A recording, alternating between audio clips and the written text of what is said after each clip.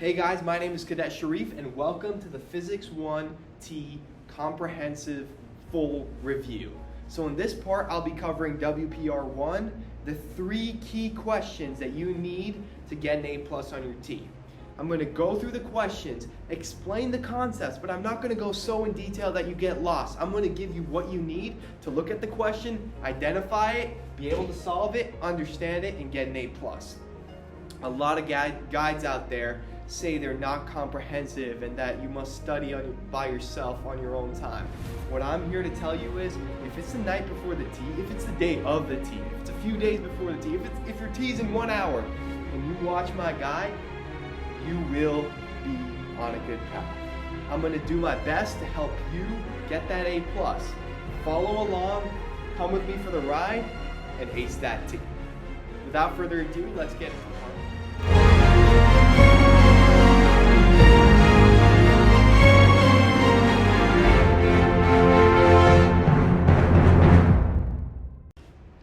So to start off, let's go over the main problems on WPR 1. Now, you might be tempted when skimming over your old WPRs to get bogged down in the conceptual questions and the small point short answers or multiple choice. But for now, I want you to push those aside and let's just focus on the heavy hitters, the points that are going to get you that A on the TEE.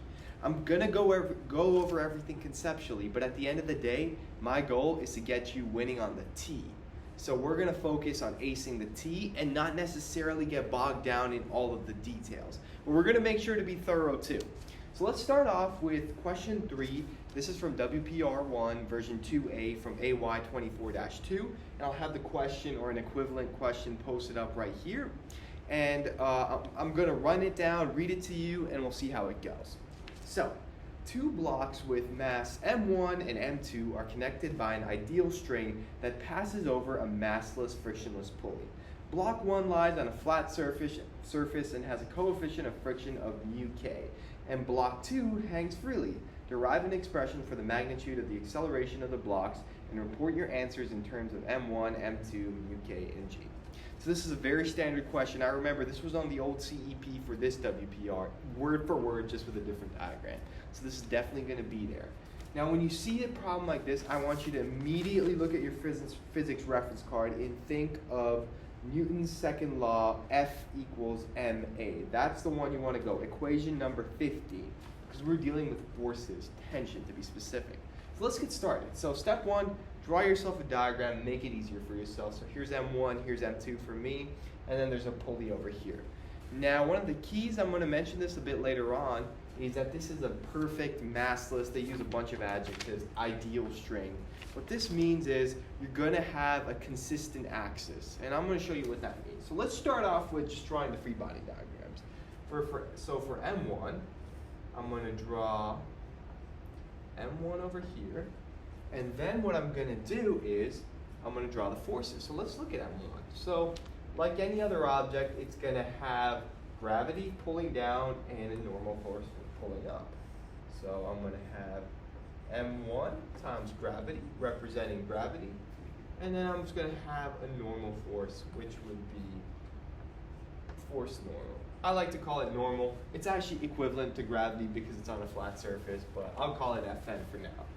Now here's where we're actually going to go through the main forces on M1 that are actually going to have an impact, because it's staying on the same place. So in the y direction, there's no force acting really. There are forces acting, but it doesn't matter. Over here on M1, we're going to have a tension force. Now what does tension mean? That's so vague sometimes. All you got to do is think. If you have M1 and there's a pulley pulling it this way, there's a tension or a pull force pulling it in this direction, so towards me. And against that tension force, we're going to have friction. So on this side, if I go here, there's going to be a friction force pulling away. I'm going to call it force friction, because friction is going against tension. So let me go back here. We have tension pulling this way, and then we have friction pushing against it, so it's moving more slowly. That's the relationship. And I want you to remember that relationship. One going one way, one going the other way. You might be like, Solar, you're ranting, this is all dumb. It's not. It's going to make a lot of sense later on. So let's do that. So remember, friction is going against in the opposite direction. Force, you can call it force FR, whatever you want to call it for now. And over here we have tension pulling. I like to draw tension bigger because it's stronger than the friction, because the block is moving. Now let's move on to free body 2. Oh, before we do that, actually, let's set up our axis definition. So for this case, I'm just going to go x, y. That's a terrible y, my bad. And this is going to be x plus. This is going to be y plus. So positive y is going up, positive x is going right. Now when we go to M2, here's where things get a little bit more complicated per se. So remember the words ideal and all that adjectives I was using before? It's key when it comes here, because when you're finding the acceleration of a system like this on an ideal pulley, you can think of them as moving in the same axis technically. Yes, this is going up and down, but if you really think about the motion, if the pulley has no real effect, it's almost like you can pull this block up and it would be working in the same way. The only difference is gravity is now affecting it. So let me show you so it makes a little more sense. So let's draw M2. M2. So as usual, since it's hand gauge, we're going to have gravity pulling on it. So that's going to be M2G. Remember to write M2, not M1. This can get confusing later. Now think about what's pulling up against it. Tension. There we go again. The pull against it, right? Because gravity's pulling this thing down. Something's pulling it and keeping it taut going up. That's tension. So against it, we have tension. I write T1. Use whatever you want. Doesn't matter to me. And if you think about it, from left to right, nothing's really happening, so let's not draw anything. But here's the key. Now when I draw my axis definition, I'm going to make up and down x and side to side y. Now, if you want, just memorize this. Like when you have this pulley system and a block going up and down, one going left to right, for the second block, it's going to be flipped axis. If you want to do that, power to you. And what that means is it's going to be positive x going down, because if you think of it as a continuation, we're going x positive, x positive, x positive, x positive. And if we shift, we're still going x positive when we're going down. That's what I'm getting it from. Remember, I'm telling you to treat it like one consistent axis. So down is going to be positive over here. If you see me going front, I'm just looking at my camera view. I apologize for that. Just want to make sure my boards are in the view so I make a good video for you guys and don't take a million takes. Okay, so now that we have that set up, remember what I said. This is a force equals mass times acceleration problem. On the handy PRC, that is equation number 15. So let's use F equals ma for M1 and M2. So for M1, F equals M1. Oh, you can just do ma for now. Start off with the general equation. Like if you're like, what on earth is going on, and you see something like this, put down F equals ma. That's some points right there. Now let's develop it. What are the forces acting on block 1? Well, remember how I said it's friction and tension. Now, how do you know which one's positive and which one's negative? Let's look at how we defined our axis.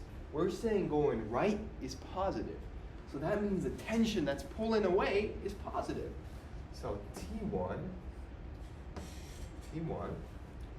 minus our friction, which is FR. That's just how I named it. We're going to replace this later with something more meaningful.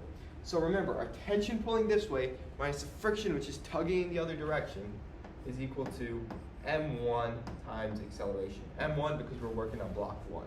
Now before we move on here, I'm just going to define what friction is just so we don't get confused later on. Remember, the formula for friction is going to be on your physics reference card. It's number 18.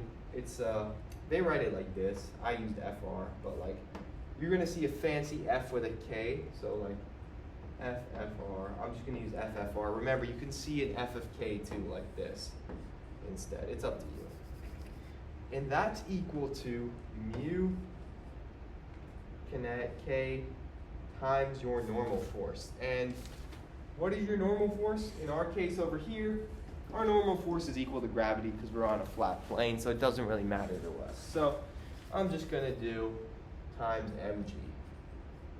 And remember, it's m1g because we're focusing on block 1. Remember, normal force is opposite of our gravitational force. Since we're on a flat surface, it's the same. So now that we have our substitution for friction, we can really turn this into T1 minus, let me write that nicely, minus mu k m1g. And that's equal to m1a. There we go. That's our first equation right there. Now, I'm going to move this a bit just to the side so we can see this. Let's do the same thing for this one. What's the first thing I told you to do? This is a test. I want to test you guys. Remember, you don't know what I just did here. If you forgot, that's okay. F equals ma. Put that down. Put that down. I don't care if you just spaced out during what I said for here. I want you to write F equals ma. Promise me that. So now we're going to say, what are the forces on this? What's going positive and what's going negative? Remember, hint, x plus is going down. I explained that before if you want to rewind and hear that again. So, gravity is going down. So m2g, positive, pulling it down, minus T1 equals m2a. Right? Because gravity's pulling down, tension's pulling against it. The string going up is pulling against gravity and slowly moving down. That's what I'm talking about. All right, so that's your equation right there. Now remember, if we look at our question, what is it asking for? It's asking for acceleration. That's that right here. You see that A over here? That's what we're looking for. That same A is over here. Now think about it. You have two equations and you want to solve for a variable in them. Let's do it. So I'm going to push this to the side. This is why I have the second camera that you might see me looking at, is so I make sure I don't mess up my boards. So I'm going to reiterate the equations I had before, but now what I'm going to do is isolate for tension. So if you aren't tracking, let me just rewrite them over here and it'll make sense. So we have T1 equals M1A plus mu k times m1g. Now you may be like, wait, where did you get this from? Did you just make this up? That's not what you wrote on the other board. Remember, I isolated for T1 because if we isolate for T1 on both equations, we set them equal to each other, and guess what? We can solve for A. So that's what I did. So you just do simple algebra. If you need help with that, just shoot me an email, salar.sharif@westpoint.edu. I'll be happy to help you with that. That's all cool. So that's T1. Now the other one is also T1, or T, or whatever the hell you called it. Doesn't matter to me. M2G. I'm just looking at my paper to make sure I don't make a mistake over here. Now, it's not that I'm dumb. Don't worry, guys. You're in good hands. You're in good hands. Set them equal to each other. M1A plus, sorry for that notification. I'm a busy person, you know. M1G equals M2G minus M2A. There we go. Now we just need to isolate for acceleration. The way we do that is move all your terms with an A to the same side. This might be giving you flashbacks to algebra class. It's a good thing. And now it's going to equal M2G minus mu M1G. All right, let me make sure I did not put any typos there. M1J, M2G. Yeah, perfect. To get that A out, we just factor that bad boy out. M1 plus M2. And then this side just stays the same as before. Now all you got to do is A equals this, which is M2G minus mu k M1G divided by M1 plus M2. And looking at our final answer, that looks right. And acceleration, you don't really need to know what unit. Just remember, meters per second squared. Put that there or they're going to take away your key points. Circle that and you're good to go. So the only difference that might be on the T is if this is one of the early problems that gives you numbers. Plug them in. Plug what you have for M2, plug what you have for G, plug what you have from UK. It's just plug and play. So just a few key points I want to note over before we go to the second problem. F equals ma when you see a pulley problem like this. Make sure that this is actually a simple ideal pulley, because later on in WPR3, I hope you watch my video on that one, we're going to be using pulleys that actually have an effect. So that's going to change things up a bit. It's still, the core concept's going to be the same, but stay tuned for that. So yeah, remember, F equals ma, and you'll be good to go. So now let's move on to problem number 2. All right, time for the second key problem on WPR1, 2D kinematics. So without further ado, I'm going to paste up the question and read it aloud, and then we're going to solve it. The kicker for the Army football team must kick the game-winning field goal from a point 36 meters from the goalpost. The ball is kicked at an initial velocity of 20.1 meters per second at an angle of 40 degrees above the horizontal. Calculate the height of the football as it crosses the goalpost. So the goal of this problem is you have a kicker, they kick it, and you want to find out how high the ball is once it's over the goalpost. So the way we're going to approach this problem is we're going to split our motion into x and y parts. This is how you're going to approach all 2D kinematics that have 2 axes. So let's start off by describing the x motion. So over here, up here, I'm going to say x motion. So we want to describe how it's moving horizontally. So we're going to ignore the up and down for now. And the reason I'm starting with the x motion is, if you think about the problem, we need to find how high it is when it's over here. But to do that, we need to find out first how long it takes to reach the goalpost.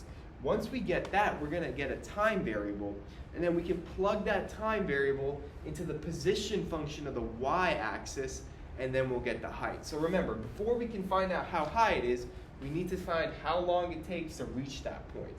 And we're already given this distance and the initial velocity, so it's the most sensible approach to take. So let's start off with the x-axis motion.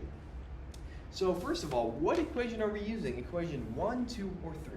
The answer is equation 1. So I'm going to write that down, and then I'm going to explain why exactly I picked it. And remember, as I said in the start of this video, I'm not here to bog you down with complex terms or anything like that. I'm just here to teach you how to master the WPR, or how to master the TEE, so you can get an A+ in the class. So I'll write down the equation. Forgive my handwriting. I'm a physicist, not an English major. So here we have it. Equation number 1. X, or the final position, is equal to the initial position, x is 0, plus the initial velocity, the x component. Now that, remember, we're working in the x-axis right now, times time, plus half times acceleration in the x times t squared. So remember what I was saying. We want to find out how long it takes to reach here. So we're solving for t.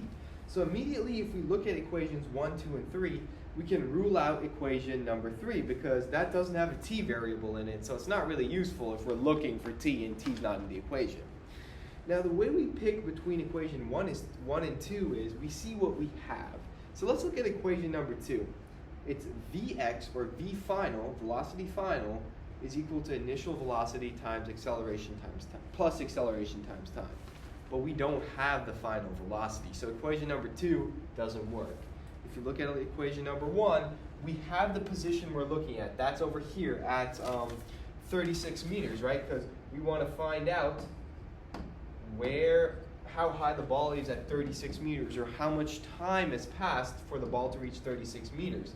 So we know our final time. We know our initial position, 0, because we're starting at the origin. And we know our initial velocity, we're given that, and we have this half at squared part, which is the acceleration. Now what I want you to remember is, in 2D kinematics problems like this, there's no acceleration in the x-axis. So a of x is going to equal 0, meaning that the half and the t squared will just go to 0. So don't worry about that. Now let's start plugging in values. So for our final position, remember, I want to solve for t when we're at 36. So I'm going to set our final position, or our position, to 36. You might be saying, well, it's going to land at a final position much after. But remember, I'm looking for the time at position 36. So if we wanted to find out what t was, we have to set the position to 36. So it's not necessarily your final position. But just think of it however you will. Just put that 36 over there. Now we need to know our initial position. So to make our lives easier, let's just set it up at 0, 0, because this is in our control. It's all relative to whatever axis we set up. So I'm going to set that equal to 0 because I'm assuming where the football player kicks the ball is where it's 0, 0. Don't kill me for assuming that. Then we have our velocity in the x direction times our time. So what is our velocity in the x direction? Because remember, I'm only looking for the velocity from the horizontal. How do I get that? Well, if you look at our problem, we're given the initial velocity, so I'm going to put that over here. V0 is equal to 20.1 meters per second.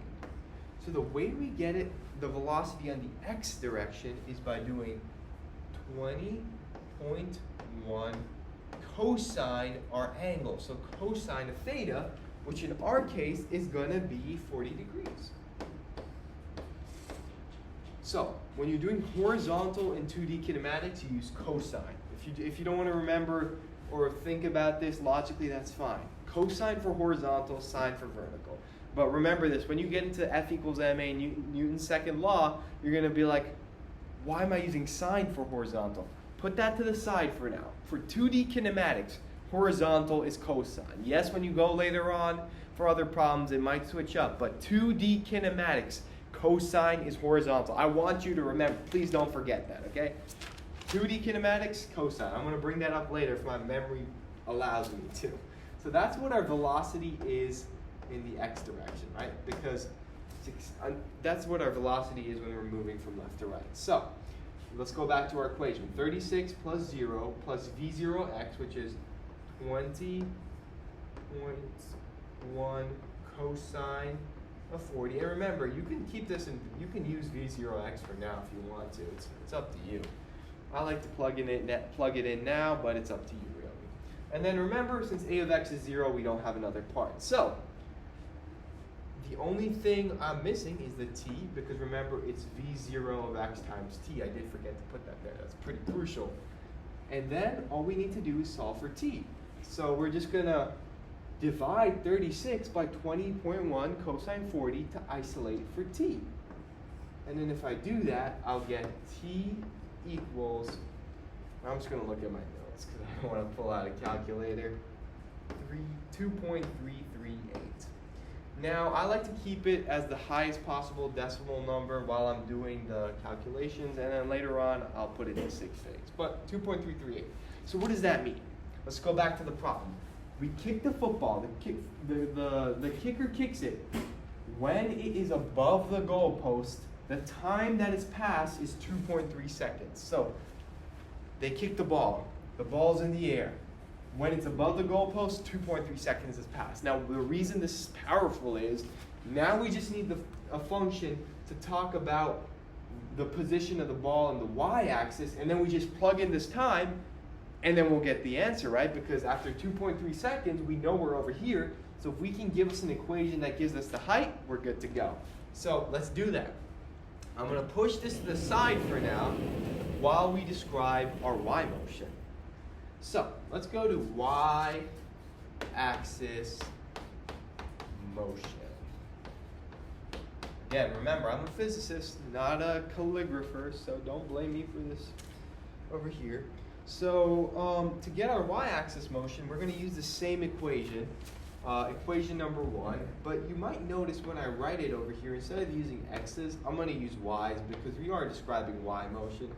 So it wouldn't really make sense to use the x variable. So instead of like v0 of x, I'm going to use v0 of y, and plus half a y t squared. Remember, the reason I did it is because equation number 1 for 2D kinematics describes position. And as I was saying, we want to find out the position where the ball is at a certain time. And we're going to grab that time we just calculated, 2.3, and then find out the position, the height position. And we'll be like, oh, if we get 5, we know that it's 5 above the goalpost or above the ground. So now let's start plugging things in. So our final y position, we don't know yet. That's the height we want to calculate now because that's what the problem's asking for. So that's what we're going to look for. our initial y position is 0 because, as I said before, we started 0, 0. So that's good. Now our initial y velocity is going to be our 20.1. Since we're going up and down, we use sine of theta. I'm going to use our angle 40 degrees because that's the angle we're kicking at. Remember, later on you might get confused. What did I say before? 2D kinematics. Horizontal, cosine. Up and down, vertical is sine. And then we're going to put our t variable here. Plus half times acceleration in the y direction times c squared. Now remember, for the x direction, we just said acceleration is 0. Think about this. Gravity. You saw how my papers fell to the ground. In the y direction, we do have gravity's acceleration. So for a of y, I'm going to put in 9.8, right? Because the gravity's acceleration is 9.8. If you want to use 9.800 whatever, up to you. Then times t squared. Now one thing I want you to know, I have to correct this is going to be a negative sign over here. I'm going to take a few seconds to explain this. So gravity is pulling things down, so we want to subtract, right? Because negative. So you can either plug in a negative 9.8 for your acceleration, or you plug in a 9.8 like I did. I plugged in positive 9.8, but instead of plussing half at squared, I'm subtracting it. So just make sure you're aware that you only have one negative for gravity, because you don't get double negative with gravity. That doesn't make any sense. Okay, so we got that all sorted out. Now we just need to go on with the equation, right? So if we just look at this equation here, we have all our terms, and we're looking for the final y position. But you might be like, well, what's t? Hey, take a look at this. Take a look at this. Remember, t is this right here, 2.338. So if we want to find out the position of our football in the y direction when it's over the goalpost, we plug in 2.338 for t. So what that gives us is y equals 20.1 sine of 40 times 2.338, which is our t value instead of t, minus half times 9.8, and instead of putting t squared, you put 2.338 squared. And from there, you just plug it in. And your final answer is y. That's a terrible y. I'm gonna erase that one for you guys. For all the people who want to criticize, it's okay. Y, that wasn't a great y too, but that's okay. Y equals 3.40. And I'm using 3 sig figs because the question gave us numbers with 3 sig figs. So the ball is 3.4 meters above the goalpost, or above the floor in this case, I guess, when it's in line with the goalpost. Let me go over the conceptual thing again. Why did we do what we did? We first found how much time it takes for the ball in the horizontal x direction to reach 36 meters, meaning it's over the goalpost. So we got that. We did a bunch of magic, physics magic. Then we got 2.338. That's how many seconds it takes. All right, from there, we took that, we created an equation that tells us when we plug in a time variable, how high our football is. So we did that. We used the physics equation number 1 on our card. Then for t, we plugged in 2.338 because we want to find out how high it is once it's above the goalpost, which is at time 2.338. From there, we just plugged that in and we got 3.4 meters, and that's the answer. So if you can remember this on the test, set up an x and y direction. Remember your sines and cosines. Remember to use physics equation number 1. You'll be good to go for this problem. Good luck. All right, Time for the third problem of WPR1. This is the third key concept that you should know how to do for your TEE for the A+. Now for this one specifically, it's going to be a bit more difficult than the last two. So if you breeze through those two, don't skip out on this one because this one's a bit wacky.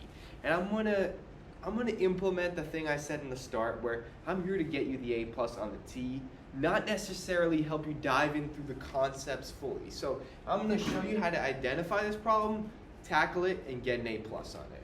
And I'm going to try make analogies to explain the concept behind it, but if you want to get into the nitty-gritties, just watch the physics videos attached on the lesson. But if you want to get an A+ and just do what the TEE says and kind of understand it, I'm your guy. All right. So I'm going to paste a question up here and read it. A race car travels around a flat circular track with a radius of r equals 641 meters. The coefficient of static friction between the car's tires and the track is mu sub s equals 0.438. Calculate the maximum speed of the car before the tires begin to slip. So before I start going through any sort of equations, I'm going to explain this conceptually. First of all, what is static friction? Static friction is the friction an object experiences when it's not moving. So think about it like this. If you're pushing on a block and it's not moving yet, the ground has some friction on the block that's resisting against the push. That's static friction. Kinetic friction, like we use in the other problems, is when we're moving something and it's kind of slow or hard to move, right? Because it's resisting on the floor. That's when there's movement. So static is when there's no movement. Now you might be like, well, we're looping around the track. Why is it static? Isn't it supposed to be kinetic? Well, the thing we're looking at is the wheels, or the car itself. Think about it. I'm going to do some movements and I'm going to try to explain it. So if I'm a car, I'm walking or I'm speeding, and then I make a turn, it's all standard. I'm able to turn. The reason being is when I plant my foot to turn, I'm stuck to the ground. It's not like I'm slipping out, because when I stop or start to turn, my feet are locked onto the ground because of static friction.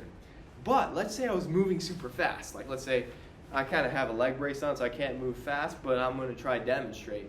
So let's say I'm moving fast and I'm moving too fast, and I just slip into the camera because the floor doesn't have enough static friction to hold me, and instead of turning, I end up falling into the camera. This is the same thing for the car. Think about a car going in loops around this circle.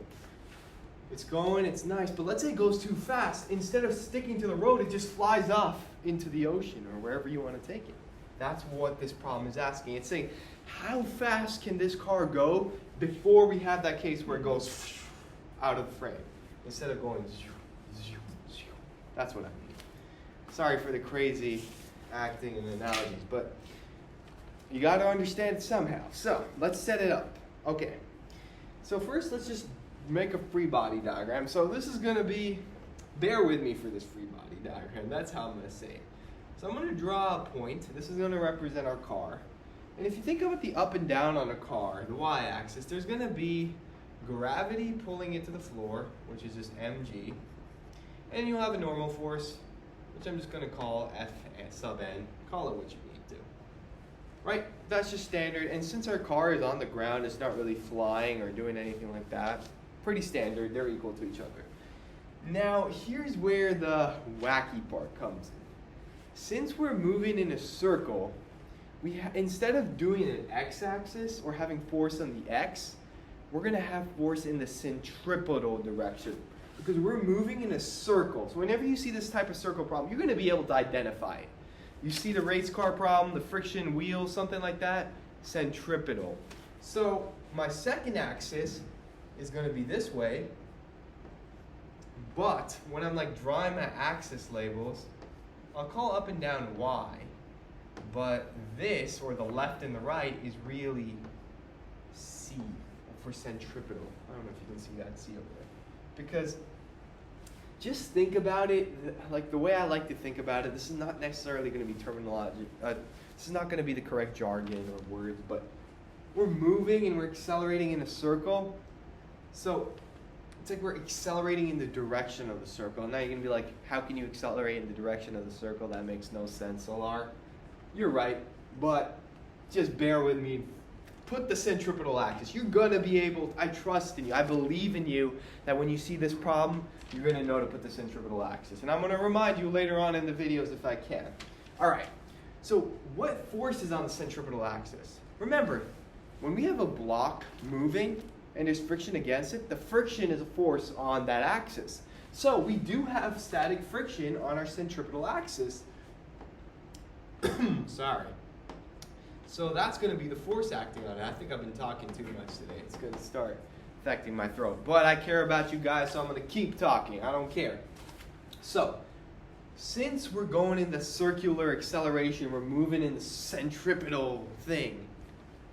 Centripetal multiverse. That's what I'm going to call it. The physics department's going to sue me now. We're going to put the static friction in that direction. All right. Remember, bear with me. All right, so from here we have our free body diagram. We know we're moving, and we know there's some sort of friction holding our car to the tracks. Here's the next key part. F equals ma. This is the equation you need, and from here and here, you'll be able to do it. So remember, centripetal, then put that F equals ma there. Is that equation number 15, okay? Remember that. Now, we're describing the force in the centripetal direction. So usually we have that for the x-axis. I'm going to do it for the c-axis, so the centripetal.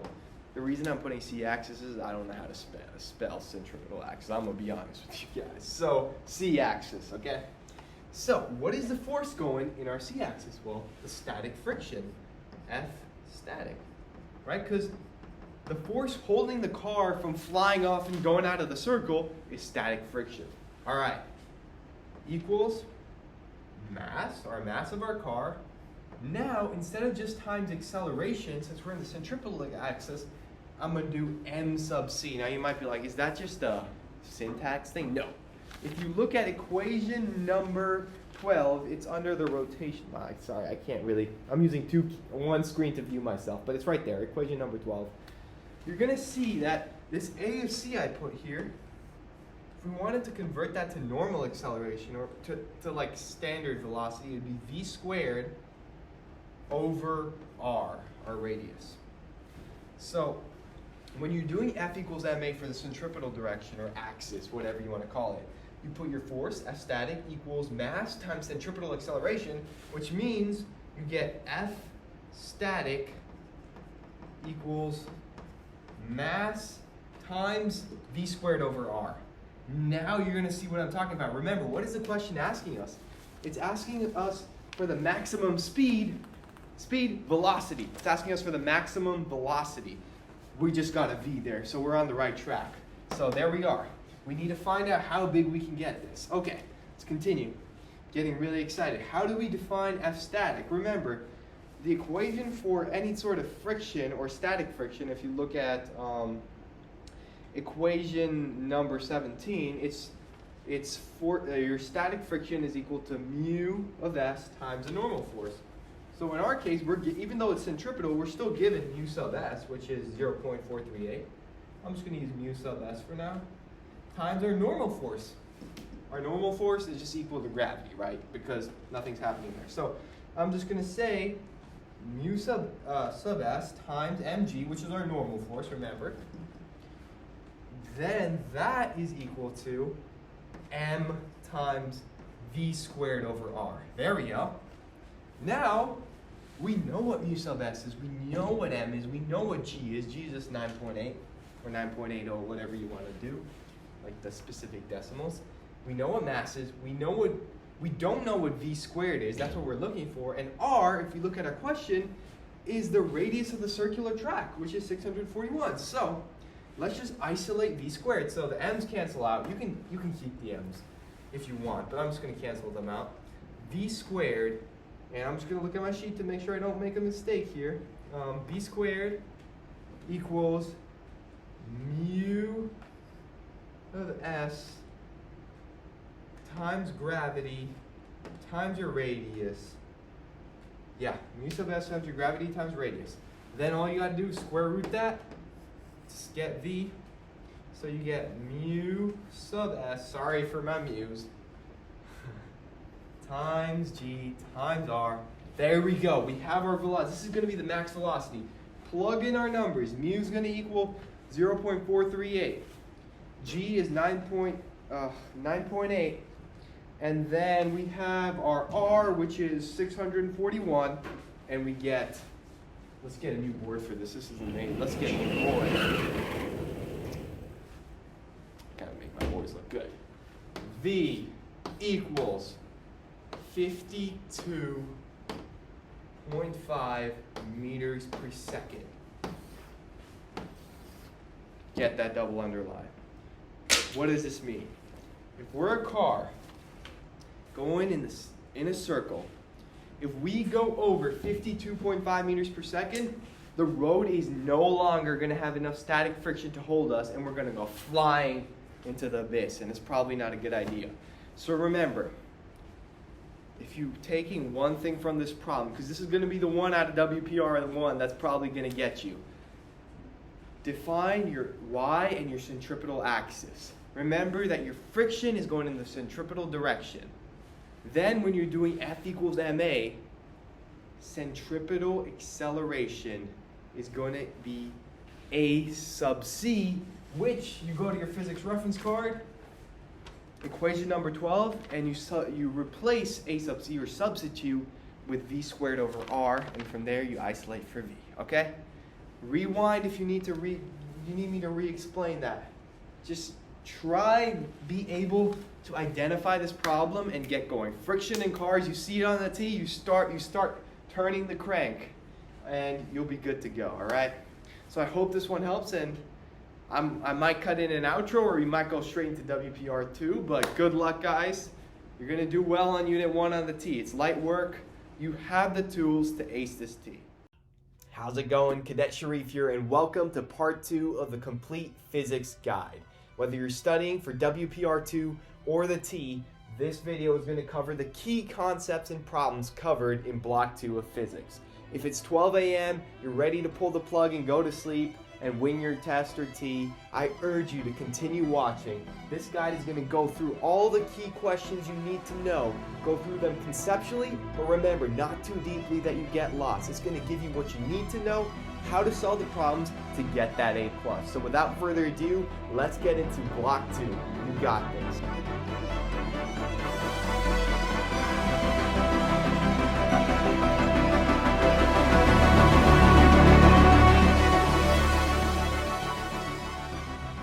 Alright, so let's get started with our first key problem for WPR2. So this is going to be a conservation of energy. And WPR2 is going to be slightly harder than WPR1. The concepts are going to be more deep. But don't worry, I'm going to guide you through it, and we're going to get that A+. So I'm going to paste up the question over here. This is from WPR2 AY 24-2. Most versions of the test, regardless of what year you're taking it, should have this problem word for word with a bit of changes, and it's definitely probably going to be on the T. So let me read it out loud while I paste it in the air, and let's get started. A block with mass m is initially at rest and held against a spring with a spring constant k.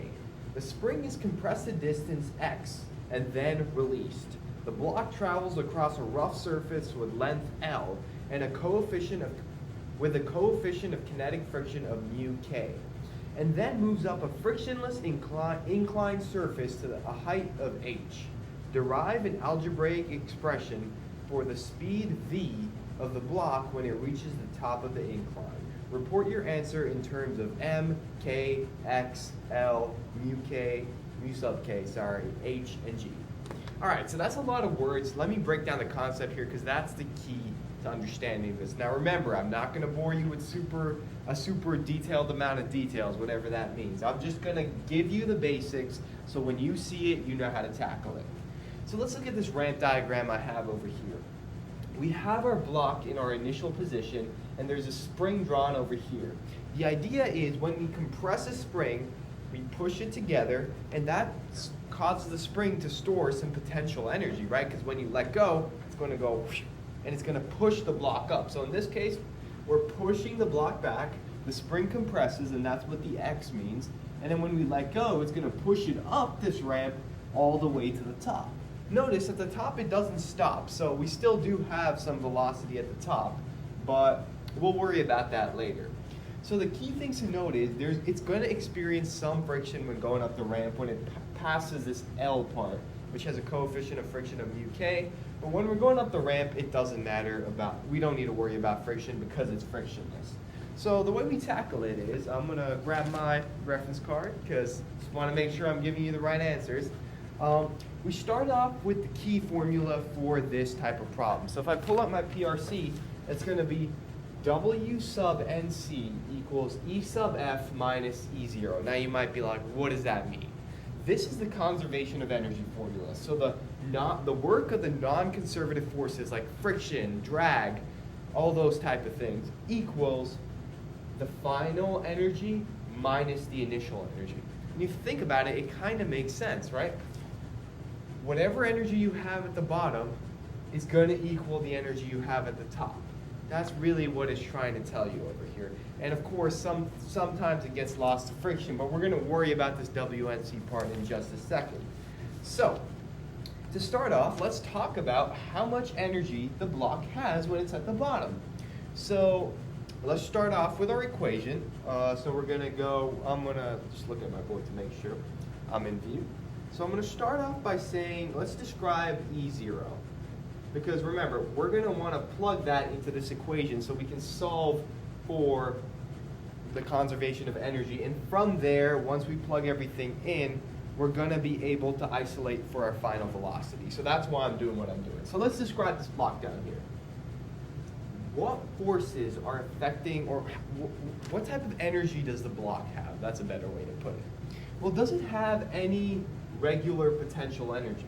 No, because it's on the ground. It's not in the air. It's not experiencing any sort of gravitational potential energy. So that's nothing. Does it have any kinetic energy? No, because the block is starting at rest, as you can see from the problem. So the only type of energy it does have is potential energy from the spring, because when the spring is compressed, it's storing energy ready to be popped and released. Just like when I hold something in the air, it has gravitational potential energy, because if I let go, gravity will pull it down. If I have a spring that's compressed, it has a bunch of energy ready to be let go. So how do we write that? Let's look at our PRC, our handy PRC. Will give us that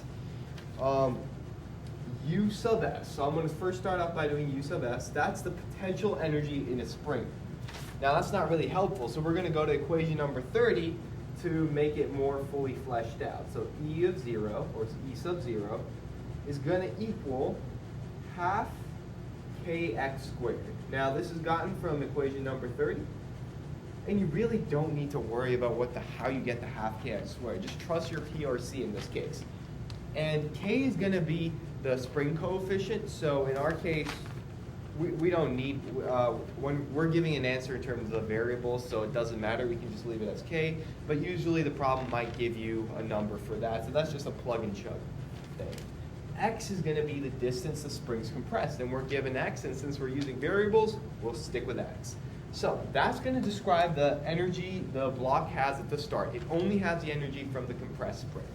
All right, now we got to talk about the energy the block has at the end. So I'm going to write EF, or E sub F. Now let's start talking about the types of energy it has. So does it have any gravitational potential energy? Yes, because your block is in the air, and because it goes from the bottom, it slides all the way up, and once it's up there, it has all this potential energy from being h high.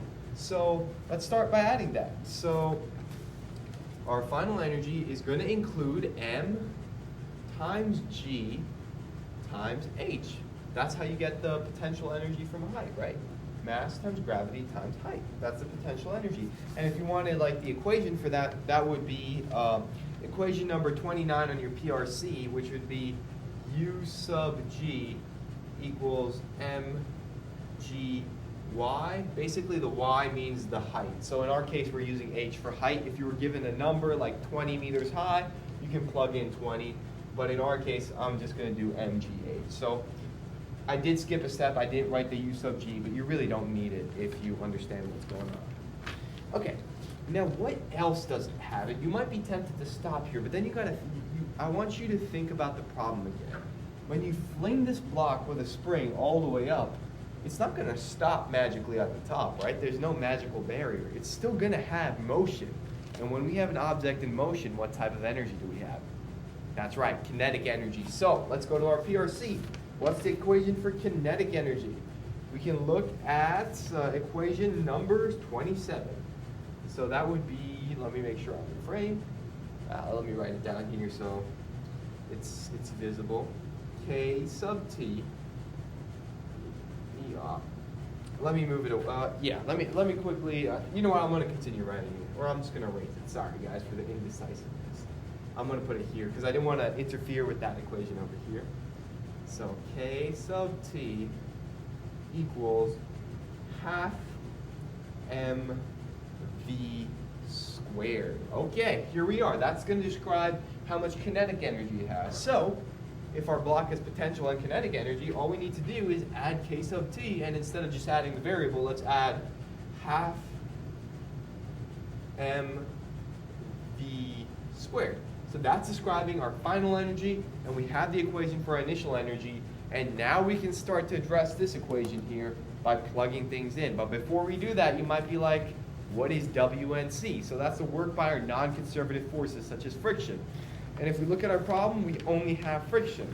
So let's address that before we move on. So let's just go with our WNC part. What can we put in there? So the only place in our problem where we have friction is this thing over here. I know it's kind of glaring because of the camera angle, but there's that little patch. I'm going to try to put up the diagram on the question so you can see it better. But basically, it's a patch of length L with a coefficient of friction of mu sub k. Yeah, mu sub k. So let's describe that. So all we need to do is our friction is going to equal mu sub k. Let me just make sure I'm getting that right. Yep. Mu sub k times our normal force on the block. And if we remember from last unit, from WPR1, the normal force of a block, I'm just going to use F sub n. Use an n if you want. It doesn't matter to me. Maybe it matters to your physics teacher, but not to me. The normal force is going to equal mg, right? Mg. Sorry, that took me a second to think about. The normal force is going to be mg, right? Because it's on a flat surface. So that's our normal force. I just realized I was saying right. That bothers me a lot. So I'm sorry if I bothered you with all the rights. I'm going to try avoid that. We'll see. Right. All right. So back to this. WNC equals mu sub k times our normal force, mg. And now what I want you to do, don't forget this step. Looking at my WPR, making sure that we include this step is to multiply it by L. And L is the length of the force being applied, because this force is not being applied across the whole distance. It's only being applied for L, this little patch at the bottom. The rest of the ramp is frictionless. So it's really crucial that you remember to multiply mu sub k by L, and of course the normal force. All right, so now we have our three parts. We have our non-conservative forces, we have our initial energy, and we have our final energy. And it's time to just plug them all in. So the way we do that is simply by plugging it in. Sorry. Yeah. I'm trying to do it first take. That's why I'm yapping a lot. Sorry. It's almost late. I don't want to miss tabs. So mu sub k times m times g times L, that's our work non-conservative from here. It's going to equal EF, which is m times g times h plus half mv squared. And if it sounds like I'm screaming, it's because there's like a jet turbine fan here, so maybe that's why I'm loud. I think my camera gets rid of the background noise, but I still can hear it. So then we're going to subtract our initial energy, which is half kx squared. Now in our case, we only have one part on our initial energy, but I want you to remember to distribute the negative sign if you have multiple things like potential and kinetic. because it does distribute. Okay, so now that we have this equation over here, what is our question asking for? It is asking for the final velocity v, right? And if we look at our equation, there it is right there. So even if you didn't want to think about how these equations gave us a v, just remember, once you start plugging things in and you see your v, that's what you're looking for if the question asks. And one key thing I forgot to put, and it's very good that I remembered it right now, is a negative sign right here. Because our friction is going against our motion, right? Because when we're going up, the friction is going against. So we want to make sure we indicate that's negative. Let me be honest with you. If it's a time crunch, day before the WPR and TEE, don't worry about it. Try to remember it. If you don't, you'll get most of the points. You can still get a pain tab or ace your T if you forget the negative signs, but try to remember. Up to you. All right. So now we're just going to isolate for V. For the sake of time, I'm just going to, just do some quick wizardry right here and look off my key. It's not that I can't do algebra. I just don't want to be here all night. As much as I love covering physics and making videos, just want to make sure that we're on a good path. And I'm going to explain the math behind it if it's a bit wacky. So I'm right now just copying off my answer key, but it's basically rearranging the top equation. So no special things here that you can't do. This is just algebra. Isolating for your final velocity. Right there, plus kx squared. As you can see, we have this mvf squared. mvf squared equals negative 2mg mu sub k times L, blah, blah, blah. You can read it out here.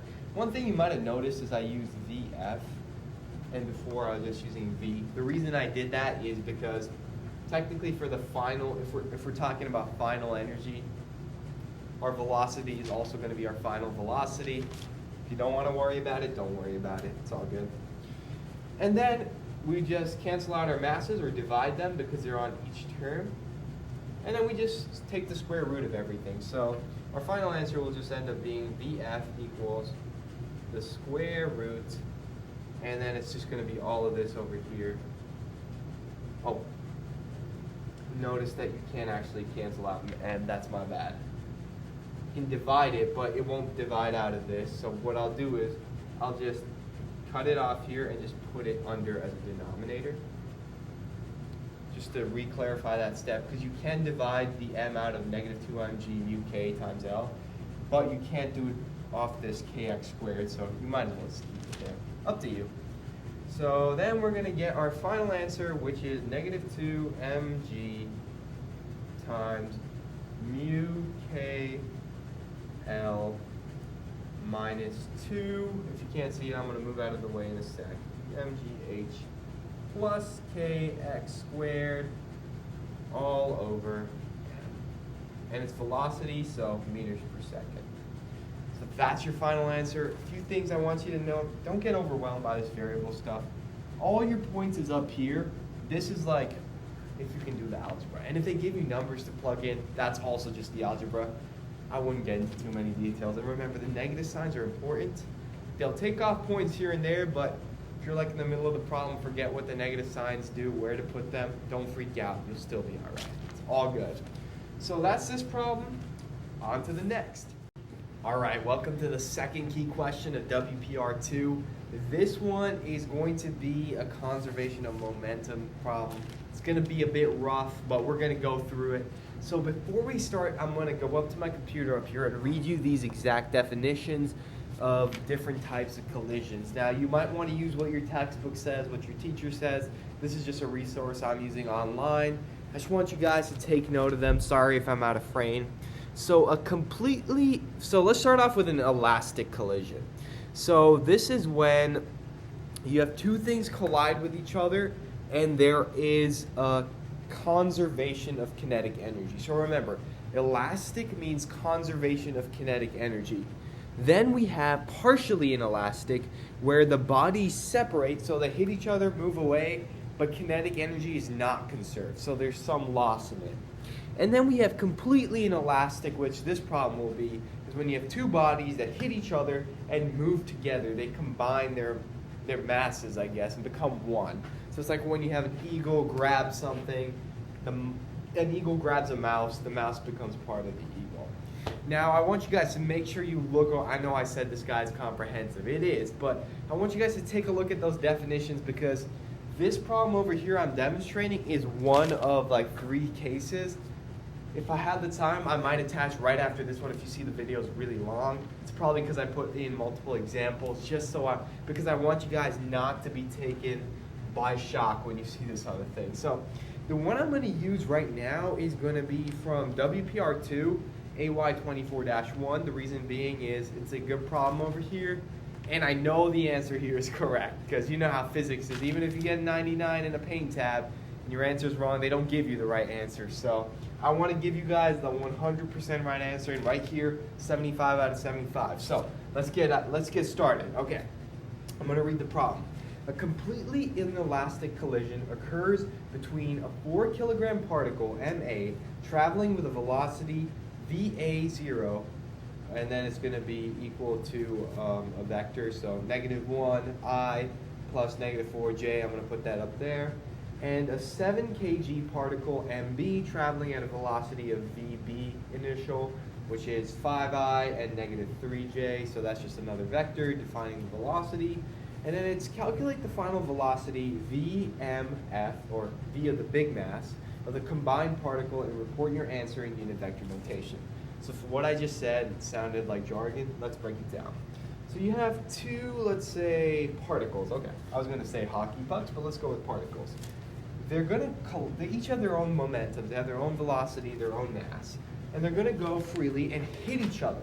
But when a completely inelastic collision happens, like the question says, or a perfectly inelastic, whatever you choose, they hit together and then they start moving together. So it's effectively the same thing as them forming a big particle with one momentum, one mass, and one velocity. So that's really what the question is saying. And for now, ignore like the complex vectors, the I and the J's. Put that to the side. You have particle A with a velocity, and you have particle B with a velocity, and they combine together to make a big one. All right, so let's set this up. So the key equation I want you to look at on your card is your conservation of momentum equation, 44. So this is what I want you to put down if you went in doubt. So I'm going to put it, let's put it over here. Remember equation number 44, it's P sub 0 equals P sub F. I'm going to put the vector signs.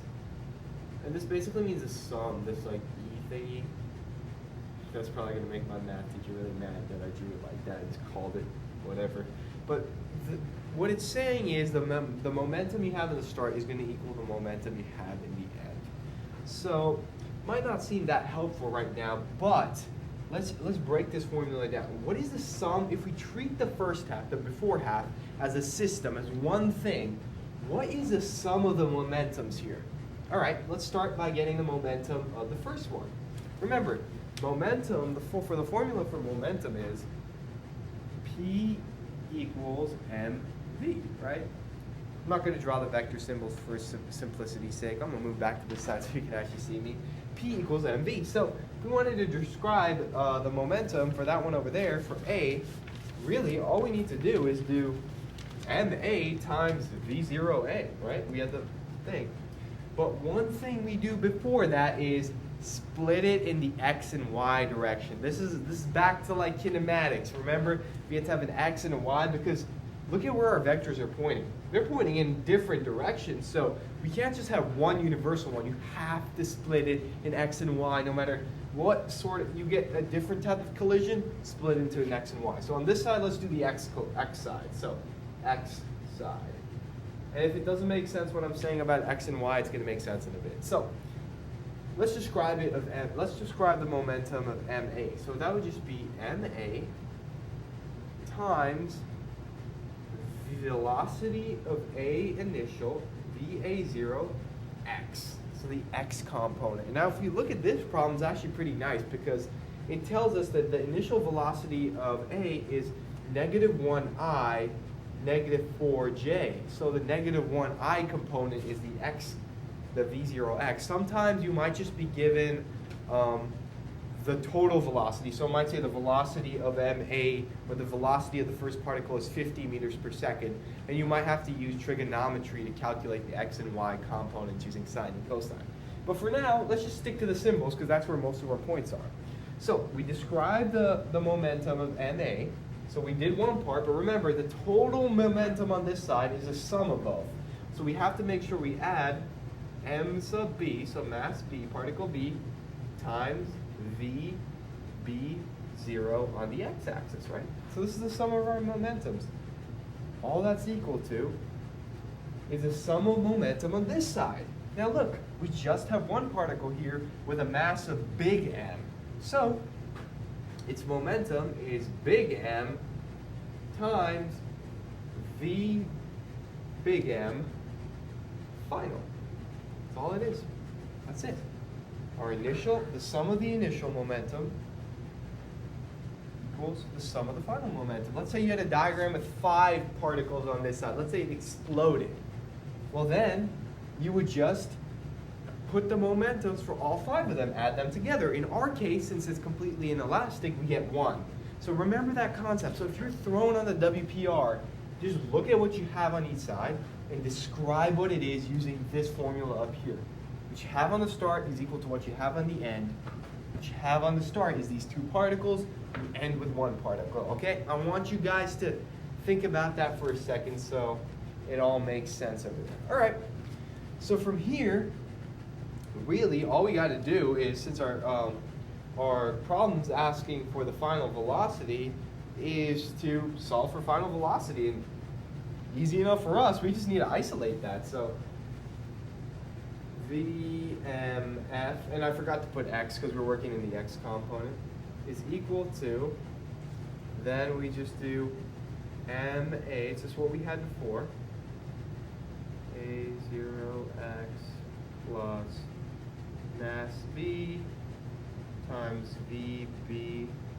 The 0x is just the initial, I'm using that, and x means x-axis, divided by big mass, and there we go.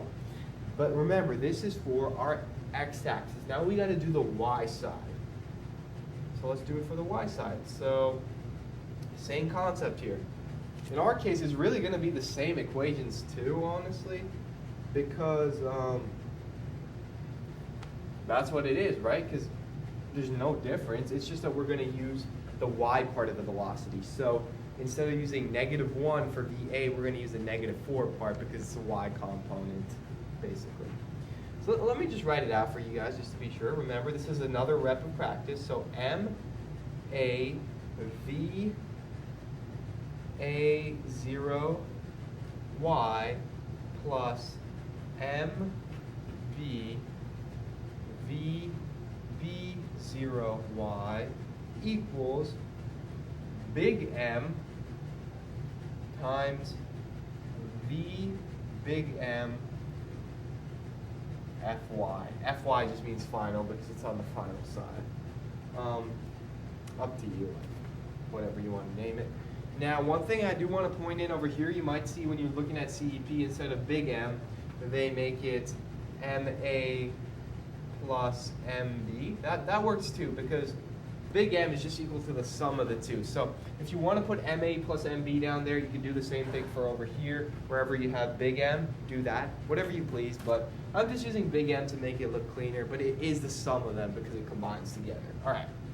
So from there, same thing as before, just isolate it and we'll get VM final on the y-axis is equal to MAVA0y, I'm sorry if I'm covering it, plus MBVB0y over big M. And you can replace that with MA plus MB. And if we plug in our values, it's going to give you a little bit of a rundown for this question specifically.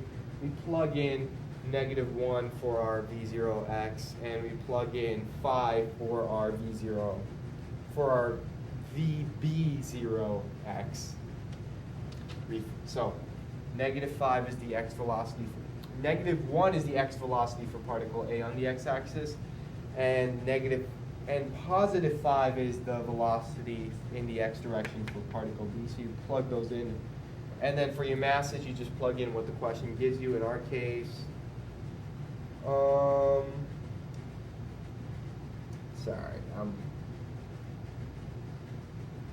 in our case, okay, MA is 4 kilograms and MB is 5 kilograms, I believe, 7 kilograms. So MA is 4, MB is 7. Plug them in, plug it in, and just do the sum for the big M part, and you'll get a number. In our case, we get the number 2.81 meters per second. And on the Y side, we would get negative 3.36 meters per second. Remember, I'm using the vectors I was given to plug into this equation. Remember, you might also get a triangle that you have to solve for the X and Y components. If that makes no sense to you, don't worry about it too much. Really, once you get here, that's the majority of points. So if you want to search up, go deep into components, what's the X and what's the Y parts, be my guest. But really, if you get here, you're pretty good to go. So one last time before I call off, just if I can get it through to you, I'd love for it. So I'd love to explain the concept of vectors to you. So I'm going to try to do it one more time just to make sure we're good. If not, don't worry about it. You'll be all right. So the initial velocity of particle A in the question says negative 1I plus negative 4J. So the I part is going to be the X velocity and the J part is going to be the Y velocity. So you plug that in for the Y variables. I hope that helps. I'm going to now move into another set of this problem. I'm not going to go all the way through. This is the solution for this problem, but I'm going to move into a different way to do it. So if you're given another scenario, you know how to do it and use it. And before I end, I'm sorry if I'm rambling on. These two would basically be your answer, and you kind of turn them into a vector. So let me do that actually before I sign off. Let me not end prematurely over here. 2.81 minus 3.36 J, and put the I over here, meters per second. Sorry for the handwriting, but 2.81 I hat, you can put your hat on to say it's a vector, plus 3.3, minus 3.36 J. That's the formal way of doing it. Don't worry about it. Let's get on to the not more complicated, different examples of the same problem. Same concepts, so you'll be able to get it. All right, so this is part 2 of question 2. This is another example from WPR 2 AY 24-2, so this is the most recent one for me. If you're in a time crunch, skip over this. Just remember what I said, the sum of momentum on both sides. So if you have 2 objects here, make sure you account for both of them, and if you end the 2 objects, make sure you account for both of them. If they combine, make sure your equation has 1 mass when they combine and 2 when they don't.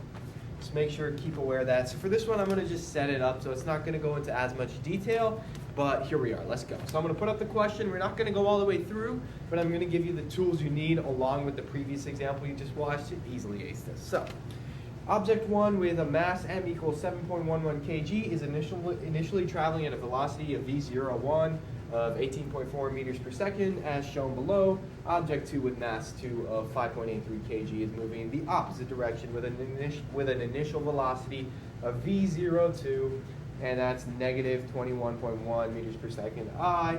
The objects undergo an inelastic collision, and scatter with the speeds vf1 and vf2 at angles θ1 and θ2 as shown in the figure below.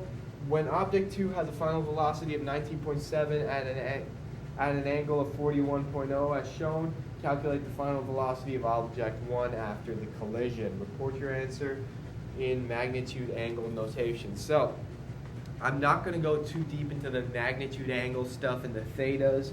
Really what that's telling you to do, if you look at the diagram I have posted up, if it's still up, they give you the VF2, like let's look at this velocity component here. Really what they're doing is they're adding another step where they make this a triangle and give you a theta. So you have to solve for the x and y components. Remember how I told you the key for this is always have an x side and a y side. Someone's trying to call me, but physics is more important. So I'm not going to pick up that call. It's on my watch. It's how committed I am. All right. So x side and y side. So what I want you to remember is this call is really distracting me, by the way. Okay. Yeah, so that's what this triangle is trying to tell you. It's like when you're splitting up this velocity, you're going to use the angle to get the x and y components. For now, I'm just going to use vx, vy. Not really going to go too deep into that because we already got a good rep. So let's describe the motion on the x-axis. So what is the sum of the momentums on the x side? So that's going to be our m1 times v01, that's a momentum, plus m2 times v02, the initial velocity of 2. That's our initial momentum. Now, depending on how you get it, just make sure your signs are good. I technically put a plus. That would be assuming v2 was given. Yeah, I just got a notification again. But I'm committed to physics, so we're not going to check it. So be careful of this sign over here. I got hit on it for the WPR, so because if your velocity is negative, then you don't need to make it negative, right? Because the negative is accounted for here. But if you don't want to do it like that, you can make that a negative. Or just don't worry about it. Do what you think on the T. You're not going to lose that many points. I got a subtraction of 1 point, so it's not critical. Remember, I'm here for the grade. I'm here to help you win, not here to make you the best physicist in the world. Okay, and then our final on the x side would be the same thing, right? Because 2 particles. This is what I want you to take away. If you want to skip over after this, skip over. But it's going to equal m1 vf1 plus m2 times vf2. There we go. That's what we get from it, all right? That's what I want you to remember. We have 2 here, we have 2 here. The difference being is when we're solving for our VF, we're going to just isolate for a different variable. That's all we're doing. And in the case of this one over here, it gives us what V2F is. So this will be given to you by your problem. I'm not going to plug it in yet, but if you can imagine that this was given to you, then we can easily just solve for VF1 because we have M1, we have V0, we have M2, we have V02, and we have M1, and we have M2, and we have VF2. So all we need to do is isolate for VF1. So what you do is you do VF1. I'm just going to do it for the sake of example. It would be M1 V01 plus M2 V02. Yeah, sorry.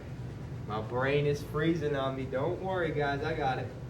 And then we're gonna subtract M2 VF2, and then just divide that by M1 right there. And okay, you know what? I'm gonna explain it. I know I'm saying I'm gonna skip over this part, but I'm gonna do it just because I want you guys to win if you see this. All right. So for M2 VF2, let's just do this one. If we look at our problem, it says VF2 is given by this theta in VF2. What it wants you to do is use trigonometry. So it'd be VF2 cosine of your angle, which is 41 degrees is what they give you. That would be your VF2 for the x-axis. For the y-axis, it's sine. That's all I wanted to get over to you guys. So if you see this fancy triangle thing, try to remember sine and cosine. If not, just go with the flow. You'll be okay. So I'm just going to do the y side before I start rambling on forever and wasting your time. Same thing. The only difference is the initial momentum will actually be 0 plus 0 because they're both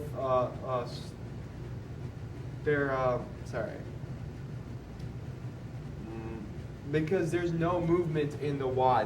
Like the initial velocity in the y direction is 0, right?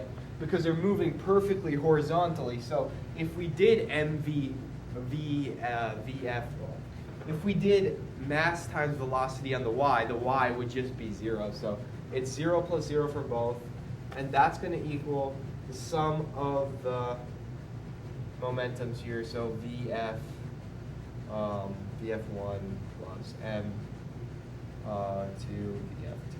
There we go. So it's just a sum. Remember, you're going to isolate for your variable VF1, so you just move that to that side, divide by your M's. Remember, you can get VF2 using the triangles over here, and you'll be good to go. So once you do that, you'll have your x and y component of your final velocity.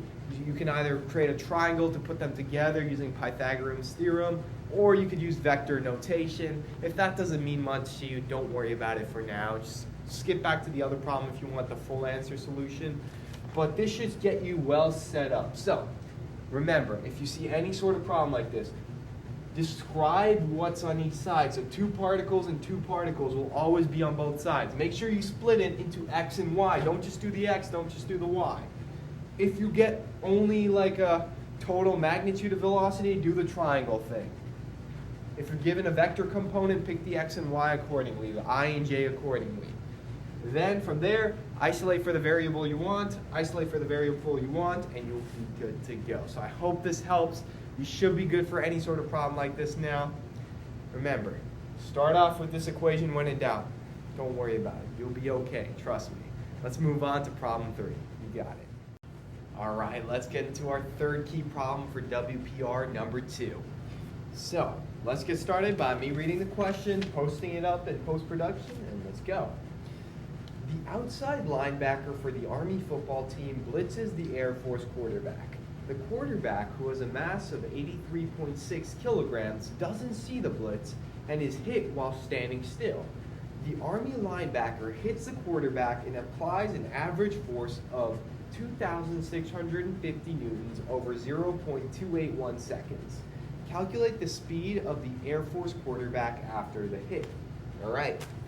So the key concept in this question is we have a collision between the Army guy and the Army linebacker and the Air Force quarterback, and we want to measure the speed of the Air Force quarterback after they were hit. So this is going to be on a momentum and impulse problem. So I want you guys to remember, when you see something about collisions, it's momentum and impulse. You can pretty much be sure about it. So let's go over the key equations we need. If you look at your PRC, you're going to find from equation 38 to like 42 to 44 if you want.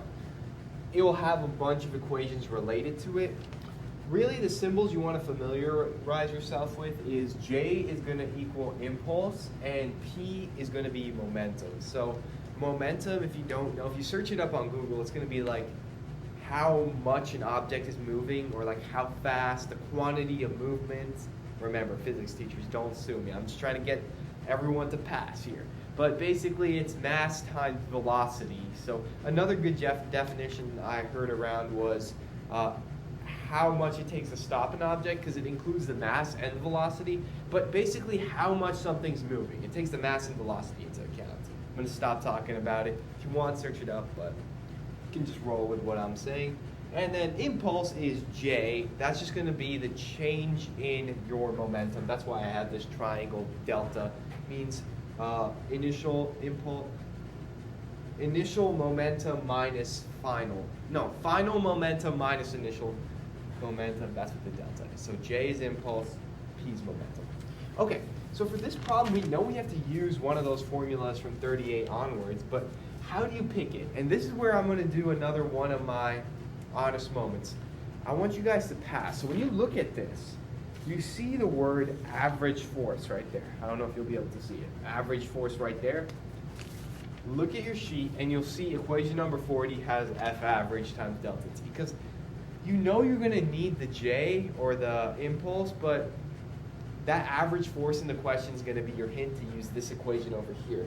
Because if you look at your equation or your question, we have the average force given to us, which is 2,650 newtons, and we're given a time, which is 0.281 seconds. So you might be like, isn't that a change in time? Well, you can think about time starting at 0, so 0.28 is the change in time. So we have both of those. So let's just start with that, because that's what we have. And I want you guys to really keep that in mind. If you look at a problem on your test, and you identify what concept you need, and you want to know where to go from there, just find some variable that you have and start plugging. So this is going to be 2650 newtons times 0.281 seconds. Remember, this is given to me in the problem, and then that's just going to equal 744.65 right now. Now, I don't want you guys to worry about sig figs yet. Do that at the end.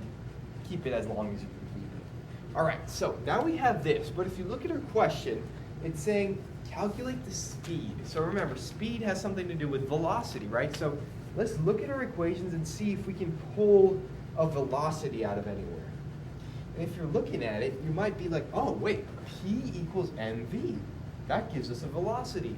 But how do we get from J, or impulse, to momentum, which contains that velocity we're solving for? Remember, it's all a game. You want velocity, do whatever you need to do to get the equations within reason to give you velocity. That's the name of the game. So, how do we get that P over there? If we look up, we have J, or impulse, equals the change in momentum. There we go. We have that link between these two equations to get us that V, because right now we have J equals 744.65. So we can now go and say that J is also equal to delta P. So let's do that. J is equal to delta P. Now remember what I said? It's the delta P just means your final minus your initial momentum. You can use I for initial or 0, up to you. So let's think about it. What's our final momentum? Well, our final momentum is going to be our mass times our final velocity, right? So because P equals mv, so if we wanted to plug in here, it's going to equal our mass, which is given to us, which would be 83.6 kilograms. We don't need to plug it in yet. Times our final velocity. And notice, that's the thing we're solving for, that V I was talking about. It's coming. And then for our initial momentum, it's 0, right? Because we start at rest. So it would be mass times V0. But since V0 is 0, because the collision is, the guy starts at rest, or the guy being hit starts at rest, it's just 0, meaning this part just goes away. So we get J, or our impulse, is equal to m times Vf. There we go, we have that Vf. Now if you look over here, we already know what J is. That's the power of all of this equation stuff. If you have what J equals and it's the same variable, just plug it in. So let's do it. 744.65 equals mVf. And we know our mass, it's given to us in the problem, 83.6 kilograms times Vf. And if you look at our problem, Vf is what we're looking for. So we just divide. So divide both sides by 83.6. I hope I wrote that right. Yep. Sorry. And then we get final velocity equals 8.91. I'm using sig figs here, meters per second. There we go. That's our final velocity. A few key things I want you to take away. Remember, first identify this as the impulse / momentum problem. Go to equation, what was it, 38 onwards, and look at what you have. If your thing gives you an F average, use the equation that says F average. Don't overthink it. Use what you're given. From there, find a way to get what you want. You want speed? Look for what equation related to it has velocity. Now don't go picking randomly from your reference card and start picking up any like rotational equation. No. Look at where you're at in the same area and find an equation like we did here. Plug, plug, plug, do, and you get your answer. Hope that helps. My fellow physicists, we're finally here. WPR 3, the last major block of Physics 1. Whether you're studying for your TEE or studying for WPR 3, this guide is going to get you on the right path for an A+. We're going to cover the key questions and the key concepts for this block of physics so that when you see a problem, you know what to do. Now, if it's tea time and it's late at night and you're ready to give up, you've practiced for WPR 1 and WPR 2, I urge you. Just a few more problems and you'll be right at the finish line, ready to ace your TEE. So without further ado, you got this. Let's go.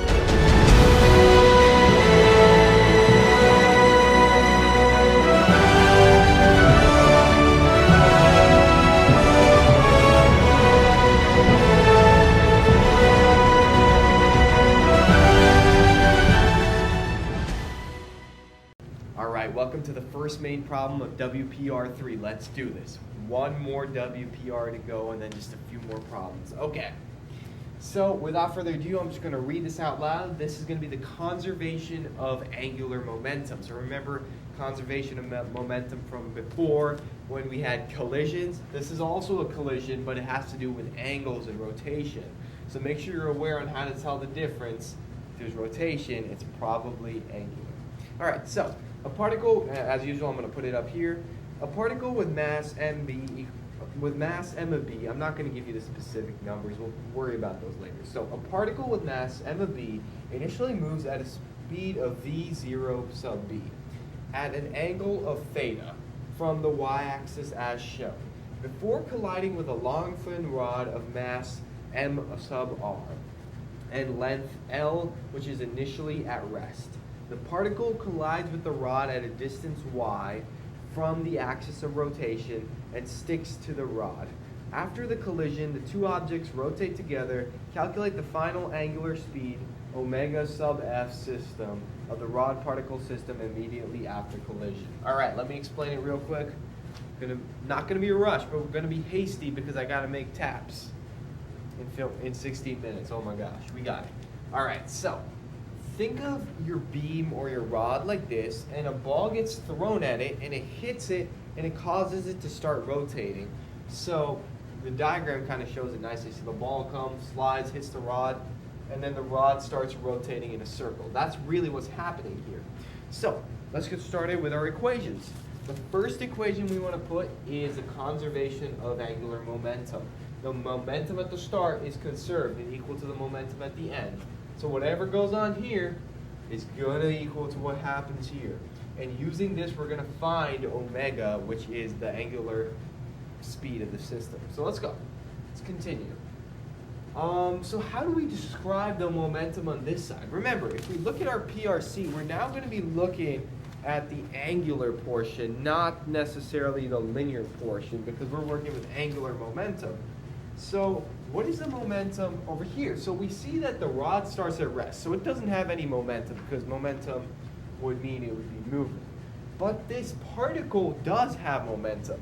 So how do we now describe this particle's angular momentum with the equation? Sorry, I just brain froze a bit. How do we describe the particle's angular momentum? Equation number 45, right here. I equals,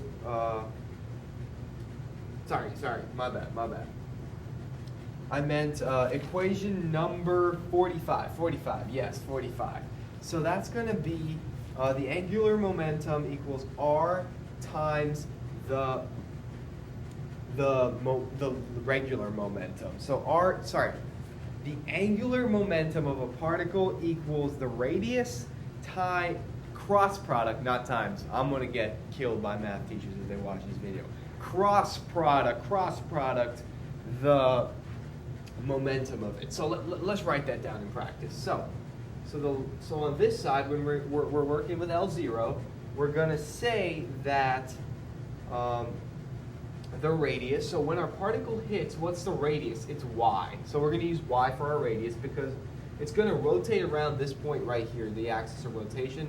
So our radius would be y, so that's y. Then we're going to cross that, I'm going to explain what cross product is, times the momentum. So P is just equal to NB, remember from the other part. So it's going to be times cross our mass, which is going to be m of our ball, times our velocity, which would be we're going to use the velocity of our ball, initial. That's what it is. So that's the momentum on this side of the equation, right? We're using the angular momentum for a single particle. Again, the radius is y, with the cross product of the regular momentum, which is the mass times the velocity. So there we have that over here. Now, how do we go on to the other side? Because the other side is really where the wacky stuff is happening, because we actually have rotation. So the way we get that is we first see what does when we have a rotating system, what exactly does the angular momentum equal? And we see we get this equation over here, equation number 46. The angular momentum is equal to the inertia of the system times the angular speed, which is actually what we're looking for. So, to do this, we're looking for this, so meaning we need to find out what the inertia equals. Now, the way we do that is we have to find the sum of all the inertias in the system, because this is the inertia of the system. We're describing a system over here. So we can't just put the inertia of the rod because the ball is attached to the rod. So how do we do that? Let's look over here at the equations defined for inertia, which you can also see on your PRC from 24 to 26. Yeah. So over here we have our equations. So first let's account for the inertia of the particle. So once the particle is attached to our rod, its inertia is included in the system. So what's the formula for the inertia of a particle? Let's look at equation number 24. It says the inertia of the system is equal to the sum of all the masses times the radius squares.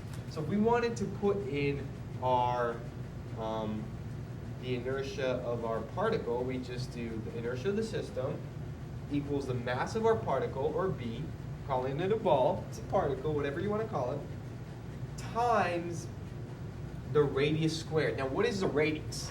Well, let's see. Our particle is over here, and the axis of rotation is up here. That distance, the radius, is y. So we're going to plug in y for our radius. So if you get confused why I'm not using r, it's because r is equal to y, because our radius is equal to y.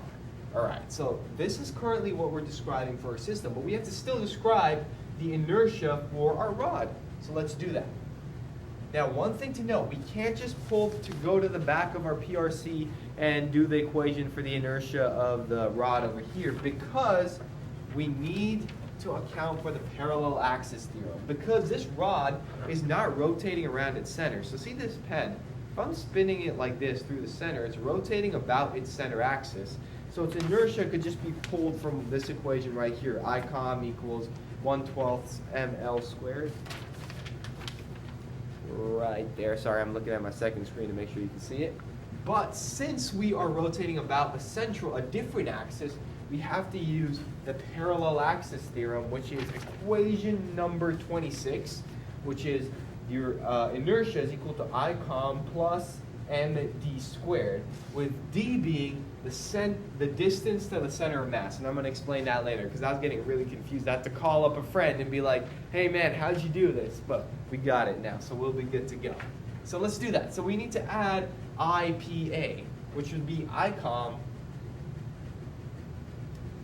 plus m, and I'm going to use the m of the rod because we're talking about the rod, d squared. So we gotta plug in for d, we gotta plug in for ICOM. So for ICOM, since we're using a rod, we can use 76 on the PRC, like I was saying, 1/12 ml squared, or instead of m big M, I'm going to use m of r because we're talking about our rod, m of r, and L squared basically means the distance. Let me just make sure I'm getting this right. L squared is going to be the distance to the angle, to the axis of rotation. So that's going to be the whole length. As we can see here, we have this L thing defined. So L squared, we can keep L as it is because we're using the variable L in our system anyways. So we'll roll with that.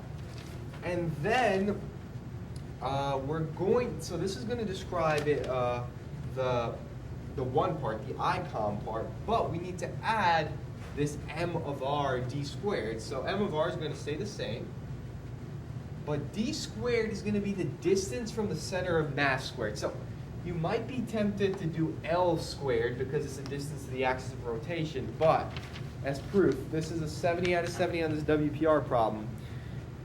You have to do L divided by 2 over there. So make sure you're doing it to the center of mass. And I understand if you put the ball or the particle on the rod, it might not exactly be in the center, but for this case of this problem, roll with it. So try to remember this if you can. So it's going to be L over 2 squared. That's what you want to remember. And then I'm just going to bring MB times y squared down, and we get I of system equals this now. So let me just check that. It's going to be 1/12 mr L squared plus mr L squared of 2 mby squared. So there we go. That's our inertia of our system. And from here, it's plug and chug because we have I system. We have L on the. We can put in this on the other side because the LF, the final angular momentum is equal to the initial, which is equal to this. So we can now solve there. But before we do that, we got to get rid of this cross product here. So if you look at equation number, let's see, 70, you'll get this cross product formula AB sine theta. Basically, if you have this cross product operator, it's not multiplication. You're going to take the first part, you're going to multiply it by the second part, which is MB VB0. And instead of just multiplying, you have to also multiply it by sine of the angle it's being hit at. In our case, it's theta, and our problem gives us that theta is going to be 42 degrees. If the problem gives you an angle, I wouldn't worry about it being another angle. Probably just stick with what it is. Sometimes you might be tempted to be like, is it 180 minus 42? Is it 90 minus 42? Is it an equivalent of 40? Just use 42. Best odds. Unless you can think of something. If you can think of a reasonable reason not to, just give the angle they give. Don't overthink it.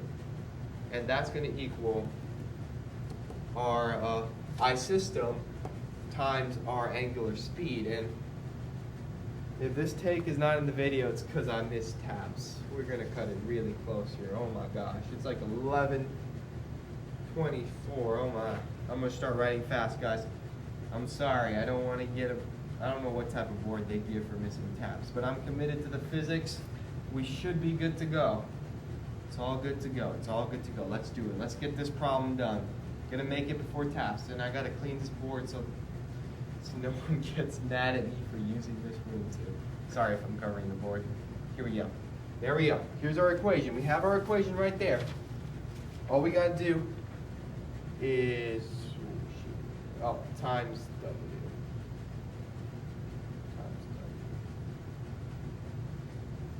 Just making sure